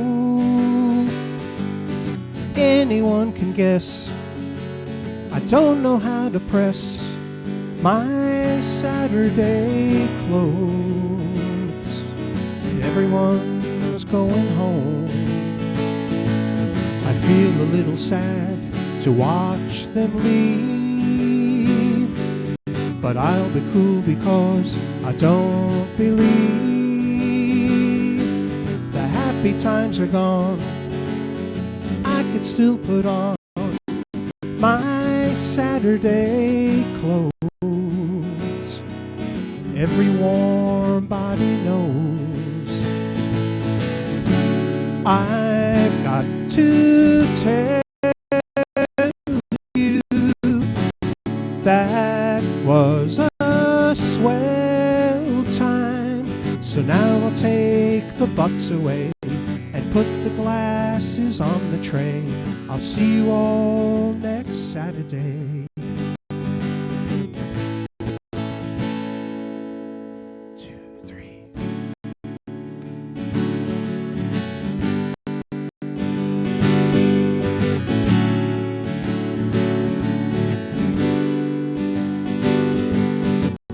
Feel a little off because they're gone. And if my gal were here, I'd still be on. But in a week or two, there's nothing to do in my Saturday clothes. And everyone's gone home. I've got to tell you that was a swell time. So now I'll take the butts away and put the glasses on the tray. I'll see you all next Saturday.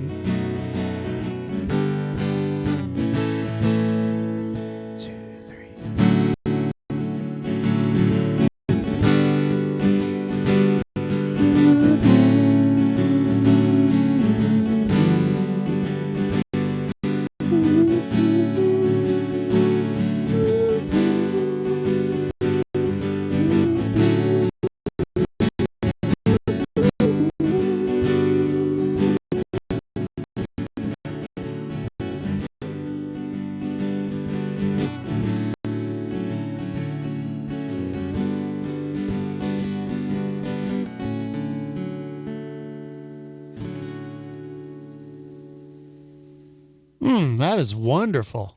Wonderful. Thank you. Brooklyn Mike is here with us, alive in studio. And so that was, is Gordon Lightfoot your favorite? Did you say he was your favorite? Yeah, favorite singer-songwriter.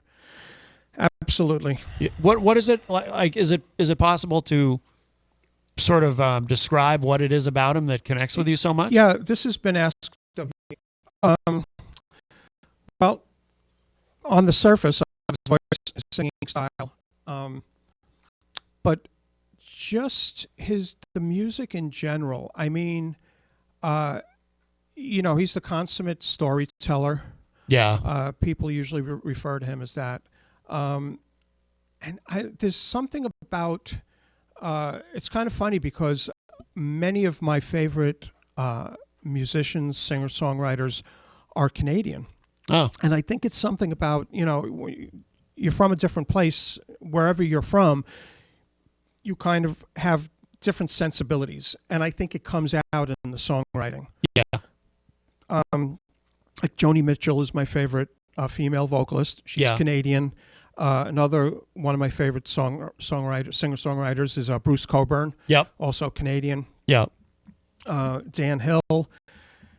I don't know, it's just something, I've just always loved his music. Yeah.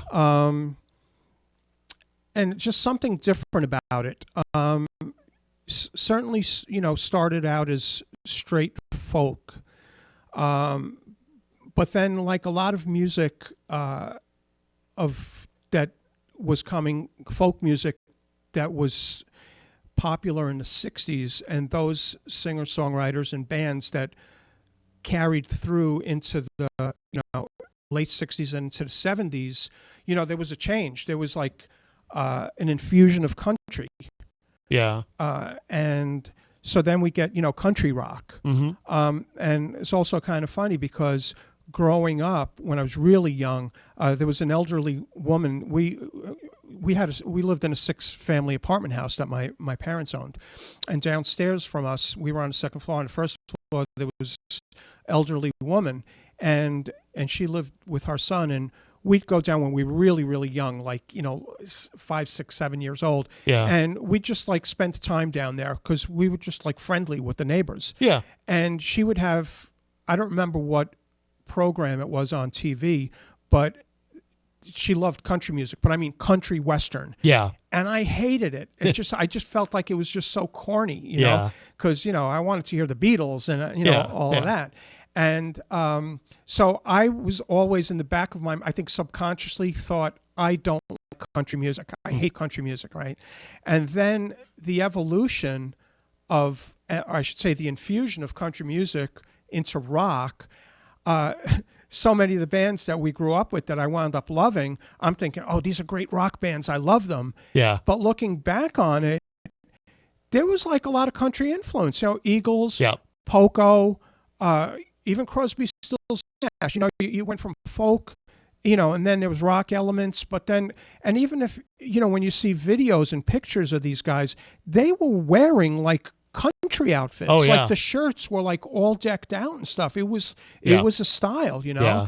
And so unbeknownst to me, it was like I was absorbing that. Right. And not really putting a label on it. You know what I mean? Right. Not that that's necessary, but it's just kind of funny how things turn, Oh, yeah, absolutely. And then I wind up being in country bands, go figure. And we have a call. Hello, caller. Who's on the line? Good morning, Matt. This is Gene Simmons. Ooh, Jesus. Gene Simmons? Kiss. Oh, my goodness. Gene Simmons of Kiss. Welcome, sir. Wow. What an honor. Yes, I was just tuning in, doing my early Christmas shopping today, and I tuned in to Matt Connarton Unleashed. Wow. And I heard Brooklyn Mike on your show. Is that correct? Brooklyn Mike is here. Gene Simmons of Kiss, another real New Yorker. Yes. Yes. That's right. In fact, that's why I was calling. I know that Brooklyn Mike is a very humble guy, and he will never admit that they actually sat in with Wicked Lester for 4 shows. Wow. Yeah, he left that out. He did not mention that earlier when he was talking about his... He will not. He will deny it. Uh-huh. That's the man he is. Gene, I'm humbled by your call this morning, but I don't know if at first I was thinking this is the first time you and I have ever spoken, but now you just sparked the memory that one night way back in the good old days, you and I spent a fun evening at Studio 54. Wow. That's right. Oh, the memories. That was the night that you and I were doing lines off the small of Carly Simon's back. Well, hey, she didn't mind, so I mean, get it while the getting's good, I guess. It was consensual, right? Mm. All the memories.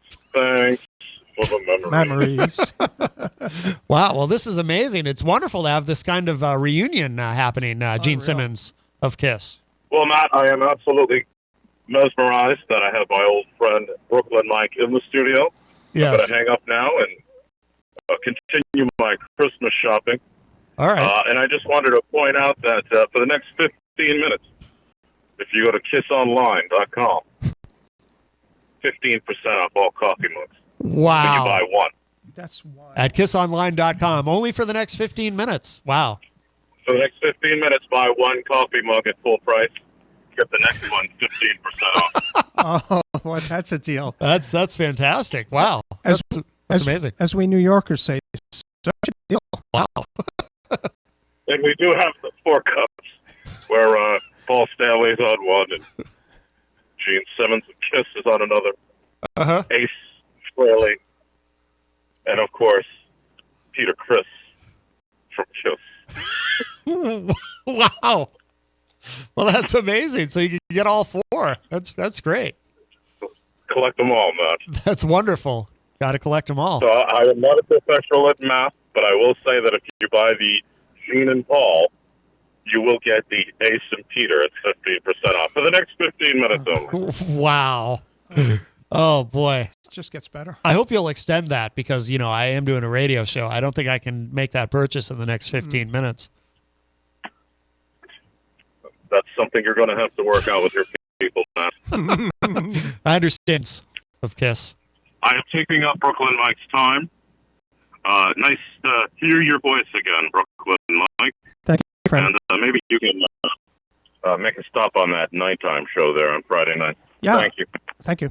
All right. Oh, wow. He's gone. Gene Simmons of Kiss. Yeah, he mentioned Peter Criss. Peter Criss is from my neighborhood in Brooklyn, Greenpoint, Brooklyn. Oh, he is? Yeah, actually the same street that I lived on for a little while, that my brother lived on. Oh, no kidding. And on the same street also, down the other end, Barry Manilow. Oh, no kidding. Yeah, it's pretty wild. Wow, that is, yeah. So did you ever interact with Peter Criss? No.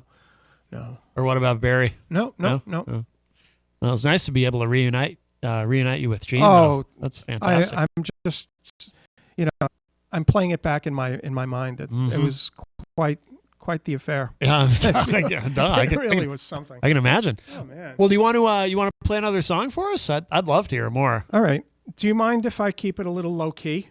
I don't mind at all. If I whatever you want to play. Okay, here's a song. Again, Dan Fogelberg is my other singer-songwriter hero. Okay. Man from Peoria, Illinois. And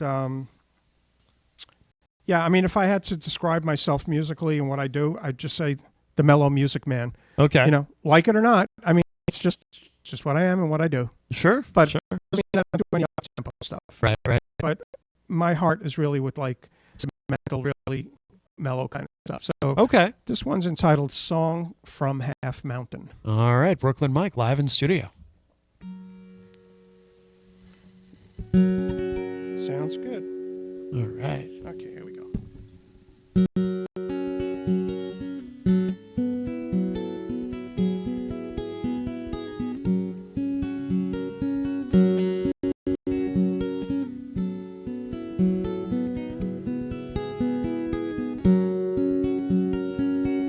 Now the wind is clear, in a moment it will be raging.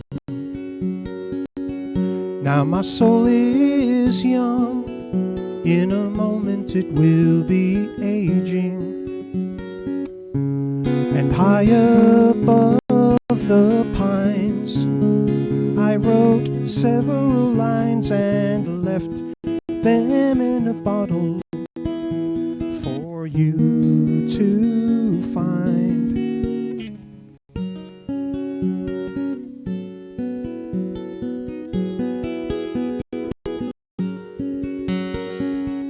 Now the dream is rising, in a moment it will be past. This breath is my first, it will all too soon be my last.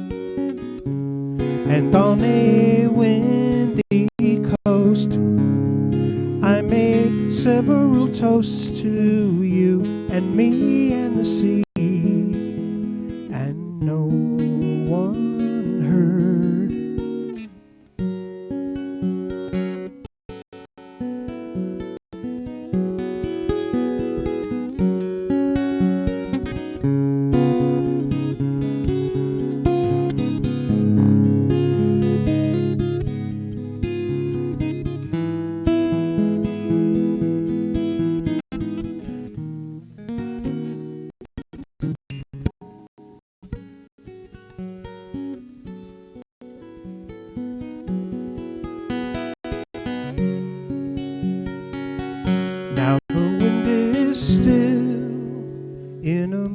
moment it will be raging.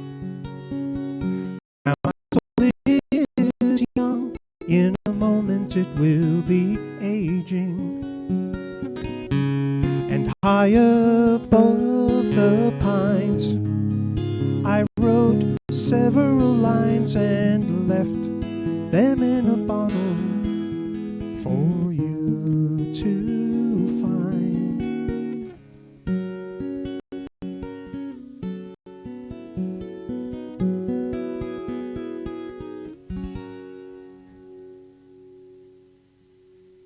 Wow. Beautiful, beautiful. Thank you, thank you. So that's Dan Fogelberg? Dan Fogelberg, yep, Dan Fogelberg. I feel like I've never really listened to much of him. I mean, what are his big hits again? I forget. Well, there's leader of the band. The one he talks about is leader of the band. Oh yeah. And then there's longer than any fear. Oh, that's the big one, isn't it? That's actually my wife and I and mine. That's our wedding song. Oh, no kidding. Yeah, longer. Oh. And then but I do like 20 of his songs, and wow, none of them are. Let me see. None of them really are hits. Yeah. No, that's cool though. Actually, you know, why? I mean, why be predictable? Yeah. You know, it's cool that you do some deep cuts there. Yeah. How about a song by Bruce Cockburn? Yes. So this is called Lord of the Starfields. Again, he was really. I mean, this guy is a prolific songwriter.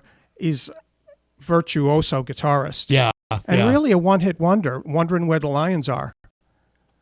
1975. I don't know if he well, then he... Rocket Launcher was kind of a big hit. Rocket Launcher, yeah, in the 80s. That's when I first became aware of him growing up. That's a great song. Yeah. And this one is kind of Lord of the Starfields. Not really a religious song, but kind of giving acknowledgement or praise to what I would refer to, and it's not my own term, source, where everything emanates from. Yeah. And it's entitled Lord of the Starfields. All right, Brooklyn Mike live in studio.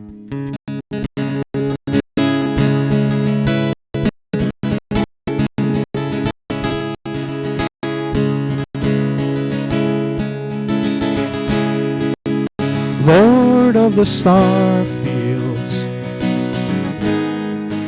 Ancient of Days,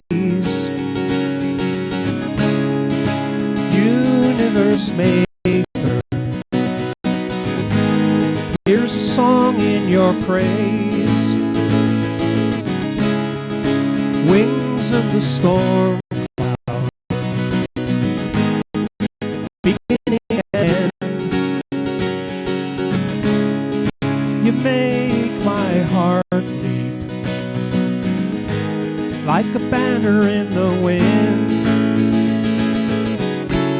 Oh, love that fires the sun, keep me burning. Oh, love that fires the sun, keep me burning.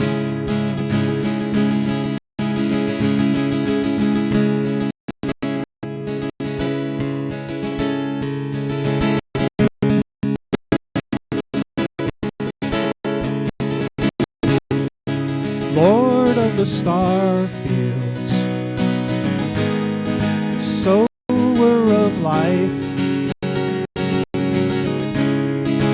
heaven and earth are full of your light. Voice of the nova, smile of the dew, all of our yearning only comes home to you.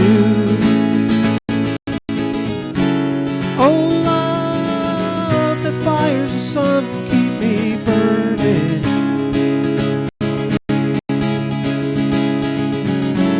Oh, love that fires the sun, keep me burning.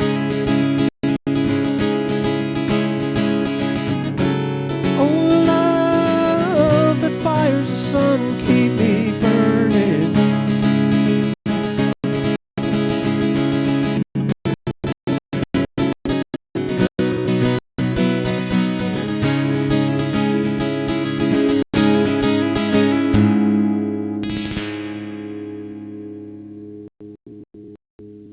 Well, that is cool. You did that before. Yeah, it's an oldie. Yeah, yeah. He's known more for producing, right? He's produced a lot of albums, hasn't he? Hasn't he? I'm not certain about that. Yeah. But what I will tell you is his albums are engineered. They're like the finest sounding, like sonically, Yeah. the finest albums that I own, and I own like 300 albums. No kidding. They just sound so good. Yeah. The way they're produced and engineered. Yeah. And Chris then, Coburn. and then it's funny because I saw him a number of years ago, and when vinyl was coming out again, and he had a new album, and it was on vinyl, and I bought it, and I'll never buy vinyl again. Honestly, it just sounded horrible. Really? Yeah, I was really disappointed with it, especially in comparison to like his old albums from the 70s, which sound so good. I know. So I don't know what it is. I know that some vinyl now, it's not like there's a cheaper way to do it where it's not like where it's basically just how do they do it? It's not. I don't remember exactly, but there's a cheaper way to do vinyl now. That's it's not like the original. It's you're basically listening to a CD, but it's on the record. Oh, okay. Instead of listening to actual vinyl. Yeah, but no, that's interesting. It wouldn't surprise me though if he were a producer because the guy's brilliant. Yeah. And I've met him a couple times. Super nice. Oh, yeah. But he still tours? Yeah, he still plays. Yeah. Good. I mean, as far as touring, I don't know, but he still does shows for sure. Yeah. But even like Gordon Lightfoot, I mean, he died a couple of years ago, and he was almost 85 years old. He was still doing like 100 shows a year. Oh wow, crazy! Yeah. Wow. Do you want to do? We have time. If you want to do one more, you want to do one more? Let's see. What should I do? If you're just joining us, we've got Brooklyn Mike here in studio. A long-time member of the extended family around here, but this is Brooklyn Mike's first time on this show. Yeah, it's fun. And, Thank you. Very excited about it. Well, like I said, I've started saying before, being that I'm not working a regular job anymore now it affords me time to do, to be able to come here in the morning or, because I was working weekends, I was working nights, and it just wasn't conducive to doing too many other things. Yeah. What should we do here? Would it be crazy to do another Gordon Lightfoot song? Not at all. Not at all. He's your favorite after all. And it's very, very selfish of me here. No, that's quite all right. Plus, you do songs that a lot of us haven't heard before. So. True. Well, see, that's my thing. It's like hopefully, whatever the songs are, people are enjoying them, right? And hopefully, it makes it more interesting rather than hearing a song that you've heard 300,000, 1,000 times. Exactly. Like I told Peter, I do a couple of Eagles songs, but nothing against Take It Easy, but I'm not doing it anymore. Now, I know how to do it. If somebody requests it, I could do it. Yeah. But it's not my choice is not to do Take It Easy. It's do we really need to hear it again? I don't blame you. You know what I mean? I don't blame you. So, let's see. So this is kind of a moody song. This is also an old one. This goes back, I don't know, 66 maybe, 1966, 67. I mean, Gordon was, he was performing way back in the early 50s, I think it was. Yeah. So this song is about the four seasons, which, was kind of apropos right now. We're kind of changing seasons here. He starts with this. It's 4 verses and starts with the spring, summer, autumn, ends with the winter. But then by the end of the last verse, it's returning to spring again. Okay. And he kind of describes it as you could, if you really listen to it, it could be related to a relationship between two people. Okay. So there's that analogy, so to speak. Okay. And this was actually the first day that I studied guitar. I was determined to play a full song. Yeah. First day. Yeah. So I had my lessons, and I went home and I played this song the first day. So this is the first song that I learned how to play on a guitar. Nice. And it's entitled Pussy Willows, Cattails. Okay. So all right. Good luck with this one. Brooklyn Mike live in studio. Okay.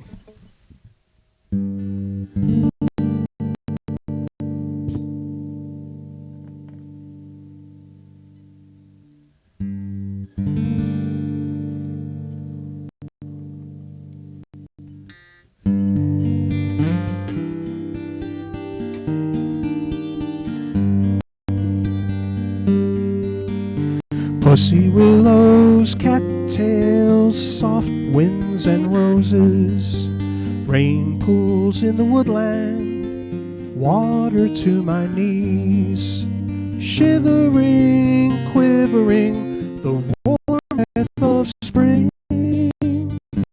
Pussy willows, cattails, soft winds and roses.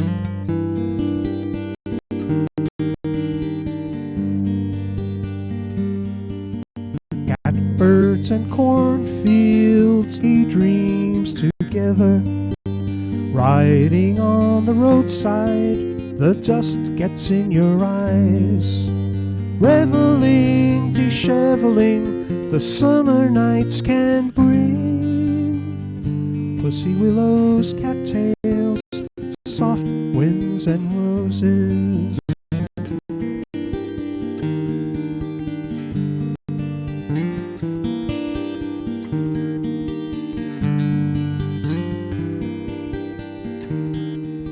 Slanted rays and colored days, stark blue horizons, naked limbs and wheat bins, hazy afternoons, voicing, rejoicing, the wine cups to bring. Pussy willows, cattails, soft winds and roses.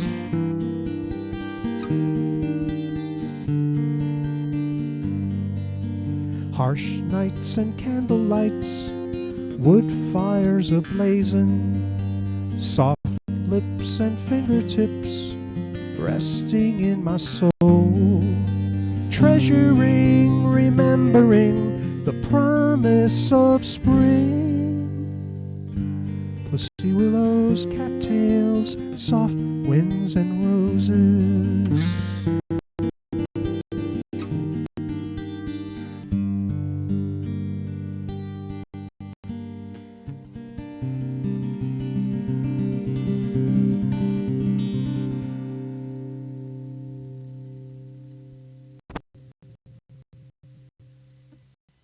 Oh, beautiful, beautiful.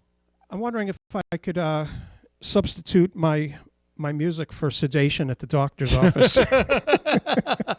No, you sound great. You sound great. Brooklyn Mike, thank you so much, my friend. This has been wonderful. It's really been my pleasure to be here. Thank you, Matt. Absolutely. And you're going to be on Retro Spectrum Radio, right? Next Friday? Yeah, this coming Friday. This coming Friday, I should say. Very good, very good.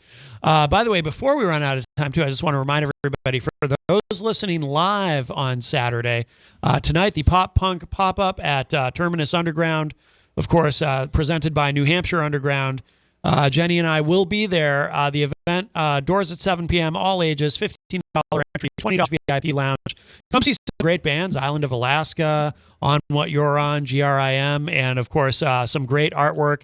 Jenny will have a table set up. Also, Dennis Layton will be there with his art, With Love from Faith, Elements and Fantasy, Brenda Drew Designs, Cosmos Creations, Andre Dumont, Prospero's Paintings, Mystics, and Chelsea Purington Photography. That is tonight, doors at 7 at 134 Haynes Street in Nashua, New Hampshire. You can go to newhampshireunderground.org for more information. So we look forward to seeing you there.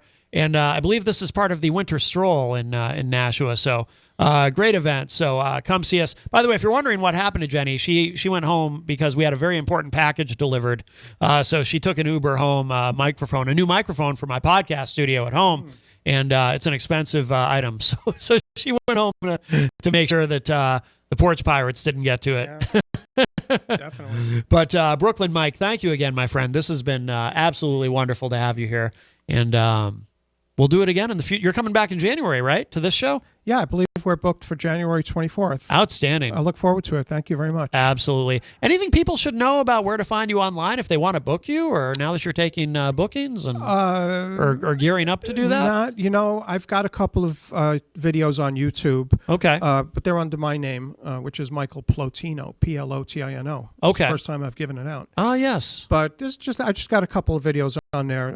I'm just starting to try to have some kind of online presence. It's very, very new to me. Yeah. You know, I'm still used to recording on a 4-track cassette, which I love doing. Right. You know, so certainly, I mean, if anybody listening really wants to get in touch with me through any of the radio shows, all you guys know me and have my contact, so that would be awesome. Absolutely. Absolutely. All right, Brooklyn Mike, thank you so much. And of course, if you missed any part of today's show, it will be up in just a little bit at WMNHradio.org and at my website, mattconnarton.com. And that's going to do it for us for now. We'll talk at y'all a little bit later. Bye, everybody.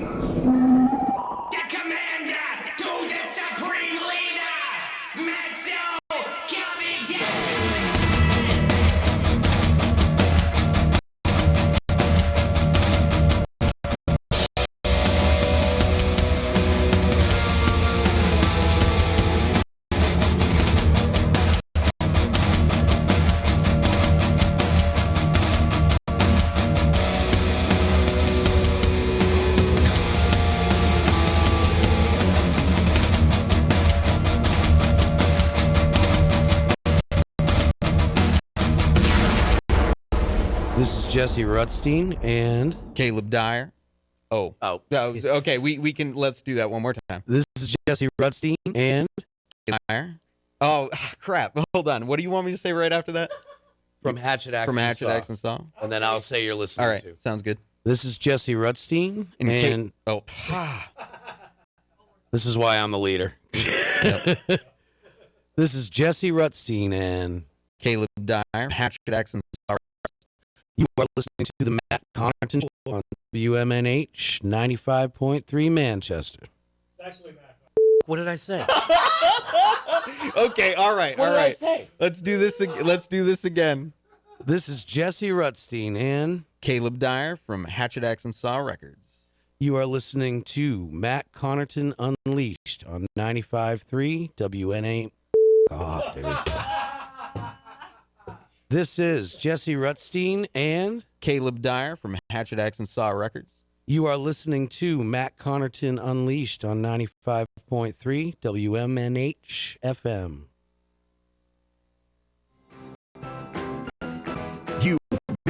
WMNHLP 95.3 FM, broadcasting from the top of 1000 Elm Street. Our studios are located at 119 Canal Street and licensed to Manchester Public Television Service in Manchester, New Hampshire. Contact us by email at WMNH953@gmail.com or through our website at WMNHradio.org. It's the Spotlight Year on Stafford's World with Mark Stafford. Remember, 1972.